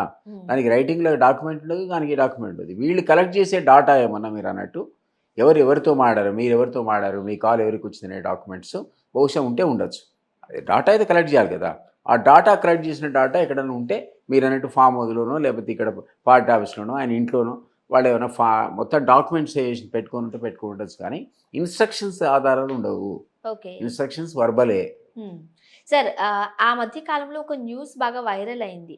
కేసీఆర్ గారు కేటీఆర్ గారిని వెంట పెట్టుకుని ప్రధానమంత్రి మోదీ గారి దగ్గరికి వెళ్ళి నా బిడ్డను సీఎం చేయాలి, మీరు ఆశీర్వదించండి అంటూ ఆయన్ను అడిగారని, దానికి మోడీ గారు ఏం చెప్పారు? సమాధానం పక్కన పిఎంఏ చెప్పాడు కదా. ఆయన అన్నాడు, నేను ఆనువంశిక పాలన రాచరికం కాదు కదా, అట్లా చేస్తామని అడిగానని అన్నాడు కదా. ఆయన పర్మిషన్ నీకెందుకు అసలు? ఈయన సీఎం చేయాల్సుకుంటే వెంటనే పార్టీ మీటింగ్ పెడతాడు, వాళ్ళు కొత్త నాయకుడు ఆయన ఎన్నుకుంటారు, సీఎం అవుతాడు. కానీ అదేం బీజేపీ డిపెండెంట్ గవర్నమెంట్ కాదు కదా. నేను ఎందుకు అడిగాడో నాకు అది అర్థమే కాలేదు. ఎందుకు అడిగాడు ఆయన? ఎందుకు ప్లీజ్ చేద్దాం అనుకున్నాడు ఆ విషయాన్ని? ఎందుకు? ఇంకోటి ఎన్డీఏలో భాగస్వామ్య పక్షం అవుతాం అనుకున్నాడు, అది వేరు. ఎన్డీఏలో నేను చేరుతానంటే అది పీఎం ఒప్పుకోవాలి, పార్టీ ఒప్పుకోవాలి. అది బహుశా అడిగి ఉంటాడు, వాళ్ళు నో అని ఉంటారు. పనిలో పనిగా ఇది కూడా చెప్పుంటాడు, నేను దిగిపోతున్నా, నా కొడుకుని పెడతానని ఉంటాడు. ఆయన ఇదేమన్నా రాచరికమా అని అంటే ఉండొచ్చు ఆయన కామెంట్. బట్ ఆయన పర్మిషన్ అయితే అవసరం లేదు కదా. అవును, డెఫినెట్లీ నాకైతే అర్థం కాలేదు ఎందుకు అడిగాడు. సో అప్పటి నుంచి బీజేపీతో వీళ్ళు కాస్త అగైనెస్ట్ గా వెళుతున్నారు అంటూ కూడా వార్తలు వచ్చాయి. ఆ తర్వాత నుంచి అనిపించింది అట్లా. మరి ఇక బీజేపీతో పొసగలేదు, ఎన్డీఏలో ఈయనకు సభ్యత్వం ఇవ్వలేదు, ఆయన ట్రై చేసి వదిలేశాడు. కాబట్టి ఈయనే ఒక బీఆర్ఎస్ పార్టీని పెట్టి అక్కడ ఇక్కడ ఆయన సీట్లు గెలిచి జాతీయ హోదా తెచ్చుకుందాం, జాతీయ పార్టీగా ఎదుగుదాం అనుకున్నాడేమో. అది బూమరాంగ్ అయింది, బ్యాక్ ఫైర్ అయింది కాబట్టి మరి ఇంకోటి కూడా ఏదో మీరన్నా ఇట్లాంటి వాటికి మన కే పాల్ స్టేట్మెంట్ ఇచ్చాడు. ఉమ్, ఇది కవిత నా దగ్గరికి వచ్చింది, నేను 15 కోట్లు ఇచ్చా, అవును. దిలీప్ కుమార్ ఇది నీకు సాక్ష్యం అన్నాడు మీడియాలో అన్నాడు. చాలా మందికి ఆ దిలీప్ కుమార్ గారు ఎవరో తెలియదు, ఇప్పుడు తెలుస్తుంది. దాంతో నేను ఓ రోజు నేను ఇట్లే ఆఫీస్లో ఉంటే ఆ, కమలాకర్ రావు అని కొత్తగూడెంలో ఉండేవాడు. ఆయన చాలా క్లోజ్గా ఉండేవాడు, చనిపోయాడు లేట్ కమలాకర్ రావు. ఆయన మా మేనమామ హరి సుబ్బారావు గారికి క్లోజ్ ఫ్రెండ్. హరి సుబ్బారావు రావులో ప్రముఖ ఏమంటారు అది అడ్వకేట్. ఆయనకి కమలాకర్ రావు ఫ్రెండ్. ఆయన కమలాకర్ రావు నాకు పరిచయం. అట్లా ఆయన నా దగ్గరికి వచ్చాడు. వచ్చి ఏంటంటే కే పాల్ గారు మళ్ళీ వెళ్దాం అనుకుంటున్నారు అన్నాడు. అంటే నేను వస్తాపా, నేను కూడా కే పాల్ గురించి చాలా విన్నా, ఏంటో చూద్దాంపా అని నేను సదాశివపేట వెళ్ళాను. సదాశివపేట వెళ్తే కే పాల్ గారు పరిచయం అయ్యాడు. అసలు యాక్చువల్లీ కే పాల్ గారు నేను ఎప్పుడు జోకరే అనుకునేవాడిని. ఉమ్, అయితే ఎప్పుడైతే ఆయన నన్ను తీసుకెళ్ళాడు అక్కడికి, నేను నా అభిప్రాయం మార్చుకుని ఏంటంటే కే పాల్ని అడిగింది ఏంటంటే నాకు కేసీఆర్ కలపండి మీరు, కేసీఆర్ గారితో ఉమ్, అపాయింట్మెంట్ కావాలని అడిగాడు కే పాల్. తర్వాత నేను అభిప్రాయం ఎందుకు మార్చుకున్నా అంటే సదాశివపేటలో కే పాల్ గారి ఆశ్రమంలో, సోకాళ్ళ ఆశ్రమంలో 1000 మంది ఆర్ఫన్స్ ఉన్నారు. ఉమ్, 1000 మంది ఆర్ఫన్స్ అంటే తల్లిదండ్రులు లేని పిల్లలను ఆయన కేజీ నుంచి పీజీ దాకా చదివిస్తున్నాడు ఫ్రీగా. వాళ్ళకి భోజనాలు పెడుతున్నాడు, బట్టలు ఇస్తున్నాడు. నేను అది ఈయన జోకర్ కానీ ఇంకేదైనా కానీ గొప్పవాడు కానీ డెఫినెట్లీ గొప్పవాడే. ఈ పని సామాన్యుడు చేయలేడు. ఇది ఆర్ఫన్స్ని ఒక ఆర్ఫనేజ్ అవును. నడుపుతున్నాడు. అది ఇట్లాంటి ఆర్ఫనేజ్లు ఆల్ ఓవర్ ది వరల్డ్ 30-40 ఉన్నాయి అన్నాడు. అది విన్న తర్వాత నాకు కే పాల్ మీద అభిప్రాయం మారింది. నేను వెంటనే కేసీఆర్కి చెప్పాను, సార్ ఈయన ఎవరో నాకైతే ముందైతే నా మీద అభిప్రాయం సరిగా లేకుండే, కానీ ఇప్పుడు ఈ ఆశ్రమం చూసిన తర్వాత నాకైతే ఆయన మీద అభిప్రాయం మారిపోయింది. ఈ ఆర్ఫనేజ్ మాత్రం గ్రేట్గా నడుపుతున్నాడు సార్. అది I have seen myself. ఆర్ఫనేజ్లో ఉన్న పిల్లలను చూసినాక నాకు ఆయన మీద అభిప్రాయం అంటే ఆయన అన్నాడు, సరే దిలీప్ అట్లయితే కలుద్దాం అన్నాడు. ఆయన మాటల గురించి అట్లా అయిపోయారు కానీ నిజంగానే ఆయన చేసే కొన్ని కార్యకలాపాలు చాలా చేశాడు మంచివి. చేశాడు వర్క్ చేశాడు. ఆ మాట విచిత్రంగా ఉంటుంది. నిన్న కూడా ఇక్కడ పేపర్లో చూశాను, ఉమ్. 17 స్థానాల్లో నా సత్తా చూపిస్తా అంటాడు. ఏందా చూపించే సత్తా? సరే వాటెవర్. నేను కేసీఆర్ చెప్పాను, సార్ నాకైతే అభిప్రాయం మారిపోయింది సార్ కే పాల్ మీద. అంటే నువ్వు అపాయింట్మెంట్ ఇది దిలీప్ కలుద్దాం అని. అంటే నేను ఈయనను ఆయనను ఈ తాజ్ ఏదో ఉంది కదా కృష్ణ హోటల్లో, హోటల్ రూమ్లో ప్రెస్ కాన్ఫరెన్స్ పెట్టి ఇద్దరిని కలిపిన ఇద్దరు మాట్లాడుకున్నారు. ఆయన అద్భుతంగా మాట్లాడాడు కేసీఆర్. ఆయనడు కే పాలెం బట్టి జనాలు పడుతున్నారు, ఆయన వేధిస్తున్నారని తెలిసింది. టీఆర్ఎస్ ఆయన వెనక ఉంది, డొక్క చించేస్తాం ఒక్కొక్కటిది తెలిసి కేసీఆర్ ఎట్లా మాట్లాడతాడు. అవును. ధమ్కి ఇచ్చాడు, మీరన్న ధమ్కి ఇస్తే ఆ తర్వాత కే పాల్ వెనకబడడం మానేశారు. అక్కడ లోకల్గా తను బాగా హెరాస్ చేశారు. ఎవడు ఆయన వెనక్కి కూడా పోలేదు. తర్వాత ఏమైందో నాకు తెలియదు. తర్వాత నేను ఎలక్షన్స్ దగ్గరికి వచ్చాయి. ఎలక్షన్స్ దగ్గరికి వచ్చినాక సహజంగా కేసీఆర్ అన్నాడు, దిలీప్ ఈ కే పాల్ అనేవాడు నీ మిత్రుడు కదా, మనకైనా పనికి వస్తాడో చూడన్నాడు. సరే అని నేను కే పాల్ గారిని అడిగితే ఆయన అన్నాడు, కవిత టచ్లో ఉంది. మరి ఇవాళ రేపు టచ్లో ఉండడం అనేది ఒక పెద్ద అవును. ఫ్రేజ్ అది. అవును. ఎవరితో టచ్లో ఉన్నాడో తెలియదు. అయితే నేనన్నా మరి కవిత టచ్లో ఉన్నప్పుడు నేను ఎందుకు రా బాబు నీకు టచ్లో, నేను పోతున్నాను, నేను విత్డ్రా అయిపోయాను. కవితను అడిగా, ఏంటమ్మా అంటే అంకుల్ నేను వారితో టచ్లో ఉన్నమాట టచ్లో వాస్తవమే, ఉన్నమాట వాస్తవమే. మీరు వదిలేండి ఆ అంశాన్ని నాకన్నది. అంతే, నాకు అంతే తెలుసు. ఓకే. తర్వాత కే పాల్ స్టేట్మెంట్ అంటాడు, నేను ఎలక్షన్స్లో 15 కోట్లు ఇచ్చా, కేసీఆర్ ఒక 1000 కోట్లు అడుగుతాడు అనుకుంటే 15 కోట్లు అడిగాడు. ఆఫ్టర్ ఆల్ నేను ఎక్స్పెక్ట్ కూడా చేయలే, ఇచ్చి పడేశాను. కావాలంటే దిలీప్ కుమార్ అంటే ఆయనే సాక్ష్యం అన్నాడు. దేనికి సాక్ష్యం దిలీప్ కుమార్? నేనేదైనా డబ్బులు అడగడం వీల్లేదు, ఈయన ఇవ్వడం వీల్లేదు. దేని వరకు సాక్ష్యం అంటే టచ్లో ఉండడం వరకు సాక్ష్యం అంతే. ఎంతవరకు టచ్ లో ఉన్నారు అనేది మీకు తెలియదు. ఓకే. ఆ టచ్ యొక్క రిజల్ట్ ఏంటో నాకు తెలియదు. సో అట్లా నేను చెప్తున్నా మీకు, ఉద్యమం ధమ్కీలు, ఉద్యమకాలం అది ఉద్యమకాలం. మీరు ధమ్కీ అనేవాడు వాడారు ఉద్యమకాలానికి. ఉద్యమకాలంలో కూడా ఈ ధమ్కీలు ఉన్నాయి. ఓకే. ఎవరన్నా వీల్లేదు. సాధారణంగా చాలా మాటల్లో చాలా విషయాల్లో హరీష్ రావు గారు ఇన్వాల్వ్మెంట్ చాలా ఉంది అని మనం చూస్తున్నాం. నిజంగానే హరీష్ రావు గారు మీకు ఎగ్జాంపుల్ చెప్పే కదమ్మా ఇప్పుడు, కదా, కానీ ఒక్క సింగిల్ ఎగ్జాంపుల్ చెప్పే ఉద్యమకాలంలో మీరు అన్ని అనుకోవాలి. కదా అప్పుడప్పుడు హరీష్ రావు గారు పార్టీ మారబోతున్నారు, ఓ పార్టీ పెట్టబోతున్నారు అంటున్నారు. ఎంతకాలం అయితే కేసీఆర్ జీవించి ఉంటాడో హరీష్ నాడు బయటికి రాడు. భార్యాభర్తలకు ఉన్న సంబంధం ఉంది వాళ్ళిద్దరికి. ఆయన మేనల్లుడు, ఈయన మేనమావ, అటువంటి సంబంధం ఉంది. వాడు ఆయన 80% రాడు. కానీ ఏ కేటీఆర్ను ముఖ్యమంత్రి చేస్తా అంటే, కవితను ముఖ్యమంత్రి చేస్తా అంటే మరుక్షణం వెళ్ళిపోతాడు. అంతే. Is not loyal to KTR and Kavitha, is loyal only to KCR గారు. కేసీఆర్ ఆ ఇద్దరికి అట్లాంటి బంధం ఉంది. కాబట్టి కేసీఆర్ అధ్యక్షుడు ఉన్నంతకాలం ఎట్టి పరిస్థితుల్లో హరీష్ రావు బయటికి రాడు. కానీ వీళ్ళిద్దరిలో ఎవరైనా మీరు అధ్యక్షులు చేస్తా వాళ్ళను రేపటి నుంచి వాళ్ళే ప్రెసిడెంట్ అంటే ఈయన పనిచేయడు. కానీ మరి నెక్స్ట్ ఆప్షన్ లేదు కదా, వీళ్ళిద్దరు ఎవరో ఒకరు అయ్యి ఉండాల్సిన పరిస్థితి, ఇద్దరు ఎవరో కాదు కేటీఆర్ గారు అవ్వాల్సిన పరిస్థితి. ఉంటే వెళ్ళిపోతాడు, ఉన్నాడు కేసీఆర్ నంత వరకే ఉంటాడు ఆయన. అవునా? ఇప్పుడు కేసీఆర్ గారికి కేటీఆర్ గారు అంటే ఎక్కువ ఇష్టమా, కవిత గారు అంటే ఇష్టమా? న్యాచురల్గా ఎవరికైనా అమ్మాయిలంటే ఎక్కువ ఇష్టం ఉంటుంది. ఆయన కూడా సహజంగా కూతురు అంటేనే ఎక్కువ ఇష్టం. సో మరి అంత ప్రేమ ఉన్న బిడ్డ ఈ రోజు తిహార్ జైల్లో ఉన్నారు. అన్ఫార్చునేట్ అండి, ఆ అమ్మాయి పొరపాటు. ఆ. కేసీఆర్ ఆ పని చేయమని చెప్పాడని నేను అనుకోను. ఉమ్. ఏదో అవకాశం ఉంది నాన్న, ఏదో పోతున్నా, ఏదో స్కీమ్ మారుస్తున్నాం, మన పార్టీకి లాభం వస్తే ఏ కథ చెప్పిందో. ఉమ్. బట్ ఆయన అంగీకరించాడని నేను అనుకోను. అంగీకరించా మనం ఉంటే ఉండొచ్చు, నాకు తెలియదు. కానీ ఆ అమ్మాయిది పొరపాటు. ఓకే. అసలు తను ఇక్కడేదో గొడవ వచ్చేదేదో ఉండి తృప్తి పడాలి, కానీ ఎక్కడో పోయి కృతి పడడం ఎందుకు 100 కోట్ల కోసం. మరి కవిత గారి ఇష్యూలో అందరూ మాట్లాడుతున్నారు, కేసీఆర్ గారు ఒక్కరే మౌనం వహిస్తున్నారు. ఆశ్చర్యం అది, ఆయన నేచర్ అది, నేచర్. మొన్న కేజ్రీవాల్ అరెస్ట్ అయితేనే మాట్లాడాడు, అవును. ఈ అమ్మాయి గురించి ఒక మాట మాట్లాడేవారు. దీని వెనకాల ఏమైనా పెద్ద వ్యూహం ఉందనుకోవచ్చు. ఏముండదు, ఏమేమింటుంది ఆయన మూడ్ అంతే. ఆ రోజు మాట్లాడేది ఏదో తిట్టినాడు, ఇక అద్భుతంగా తిడతాడు, ఏముందాడు. అంతే అంటారా? ఇప్పుడు మనం చూడండి, ఒక్కొక్కరుగా పార్టీని వీడుతున్నారు. శ్రీహర్ గారు రైట్, ఒక్కొక్కరుగా పార్టీని వీడుతూ ఉన్నారు. ఎట్లా చూడొచ్చు, బీఆర్ఎస్ పని అయిపోయినట్టేనా? నేనైతే ఆల్రెడీ చెప్పా పేకమ్మేడాన్ని. ఎందుకంటే వలస పక్షులతో నింపారు, సిన్సియర్గా లేరు, ఉద్యమకాలంలో లేరు వీళ్ళు, ఎవరికి కమిట్మెంట్ లేదు, కేసీఆర్ పట్ల నిజమైన భక్తి లేదు, ఆయన అధికారం పట్ల, ఆయన దగ్గర డబ్బుల పట్ల భక్తి తప్ప. అట్లాంటి వాళ్ళు ఎందుకు ఉంటారు? సహజంగా ఎప్పుడు అధికారం లేదు డెఫినెట్గా వలస పక్షి వెళ్ళిపోతాయి కదా. ముఖ్యంగా కేకే గారు పార్టీని వీడడం ఆశ్చర్యమే. అదే సముచిత స్థానం కల్పించారుగా. అట్లాంటి వాళ్ళు చాలామంది వస్తారు. ఇప్పుడు వీళ్ళంతా అవకాశవాదులు అండి. అవకాశవాదులు అవకాశం లేనప్పుడు, అధికారం లేనప్పుడు వెళ్ళిపోతారు. అదే సిన్సియర్గా లాయల్గా ఉద్యమకాలంలో మీతో వెన్నుదని ఉన్నవాళ్ళు ఎవరైతే ఉన్నారో వాళ్ళు అట్లే ఉన్నారు కదా. ఇప్పటికి కూడా ఆ పార్టీలో మొదటి నుంచి ఉద్యమకాలం నుంచి ఉన్న వాళ్ళు ఉన్నారు చూడండి. ఎవరైతే బయట నుంచి వచ్చారో ఇట్లాంటి వాళ్ళు వెళ్ళిపోయారు. న్యాచురల్. మరి ఇదే తప్పు ఇప్పుడు రేవంత్ రెడ్డి గారు చేయడం లేదా? దాన్ని మనం జడ్జి చేయలేము అట్లా. ఇప్పుడు 63 స్థానాలు ఉన్నప్పుడు ఈయన పోయి దేశంలో ఉన్నటువంటి టీడీపీని ఖతం చేశాడు, కాంగ్రెస్ని ఖతం చేశాడు, అన్ని ప్రోగ్రామ్స్ అన్ని ఇట్లా పెట్టుకొని ఇతర పార్టీల బీఫార్లతో గెలిచిన వాళ్ళందరినీ ఖతం చేసుకొచ్చి ఒక కొత్త సిద్ధాంతాన్ని మనకు చూపించాడు. ఇగో ఈ రకంగా చేసుకోవచ్చు కన్సాలిడేషన్ పార్టీని. అదే పని మరి ఈరోజు రేవంత్ చేస్తే మీరు ఎట్లా తప్పడతారు? ఆయన అదే పని చేస్తున్నాడు. నీవు నేర్పిన విద్య నిర్దాక్ష అని ఆయన అదే పని చేస్తున్నాడు. ఈయన కూడా కన్సాలిడేషన్ కావాలా? మాట్లాడితే ఎవడో లేచి ఈ 3 నెలలే ఉంటాడు, గవర్నమెంట్ మారుతుంది, ఈ వీడియో చెప్పడానికి 3 నెలలు గవర్నమెంట్ మారుతుంది అంటే ఆయన మంచిది బిడ్డ గేటు తెరిచా అన్నాడు. ఇప్పుడు నువ్వు బెదిరిస్తున్నావు, ప్రొవోకేట్ చేస్తున్నావు, 3 నెలల్లో గవర్నమెంట్ పోతుంది, మీ ఆయన టచ్లో ఉన్నారు అన్నావు, 10 మంది రేపు టచ్లో ఉన్నారు వచ్చేస్తున్నారు, నీ గవర్నమెంట్ కొలాప్స్ అవుతుందంటే ఆయన చేతులు ముడుచుకొని ఇంట్లో కూర్చుంటాడు రేవంత్ రెడ్డి. మంచిది బిడ్డ గేట్లు తెరుస్తున్నా చూద్దామని గేటు దూకి వస్తాడా, గేటు కింది నుంచి వస్తాడా చూద్దాం అన్నాడు, పోతూనే ఉన్నారు అందరు అందులో. కాబట్టి ఇప్పుడు దానివల్ల ఎక్కువ డ్యామేజ్ టీఆర్ఎస్కే జరిగింది ఆ పిచ్చి పనిలో. ఇప్పుడు రేవంత్ రెడ్డి గారు ప్రజల పన్ను ఒక 2500 కోట్లు ఢిల్లీకి పట్టుకెళ్లారు అంటూ కేటీఆర్ గారు చేసిన కమెంట్కి సంబంధించి కేసులు నమోదవుతున్నాయి. ఏం జరగబోతుంది అంటారు? ఎవరు కేసు చేస్తారు, ఎవరు చేయరు. అలాంటి ఏం జరగబోతుంటారా? కేసులు ఇంపాసిబుల్ అవి కావు. కానీ కామెంట్ ఏమున్నది ఐ డోంట్ నో. మీరు కేటీఆర్ అడగాలి, కేటీఆర్ అని అడగాలి, రేవంత్ రెడ్డిని అడగాలి. నేనైతే ఐ డోంట్ బిలీవ్ ఈ ఉన్నాయి 3 నెలలు ఆయనకు 2500 కోట్లు ఎక్కడి నుంచి వచ్చాయి పాపం. అసలు రాష్ట్రం అంతా అప్పుల్లో ఉండి గిలేలు కొట్టుకుంటుంటే రైతు బంధు లేక, విద్యుత్ రాయితీలు లేక, మహిళలకు ఉచితంగా ప్రయాణాలకు డబ్బులు లేక, అసలు డబ్బులు ఇచ్చేవాడు ఎవడు? అసలు చెప్తే అడ్రస్ మనం కూడా పోయి చెప్తాం రేవంత్ రెడ్డి గారి డబ్బులు వస్తాయట. అసలు రూపాయి ఆదాయం లేదు, రాష్ట్రం అంతా అప్పుల ఊపిలో దించిపోయిన ఈ మహాశైలు ఈరోజు అప్పుడే 100 రోజుల లోపలే రేవంత్ రెడ్డిని తిడితే ఎట్లా?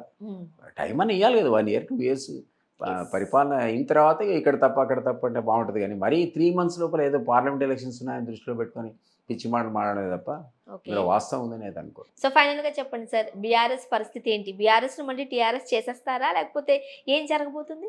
అది పెద్ద పొరపాటు. అది బీఆర్ఎస్ చేయకపోనుండే, టీఆర్ఎస్ అనే ఉంచాల్సి ఉండే.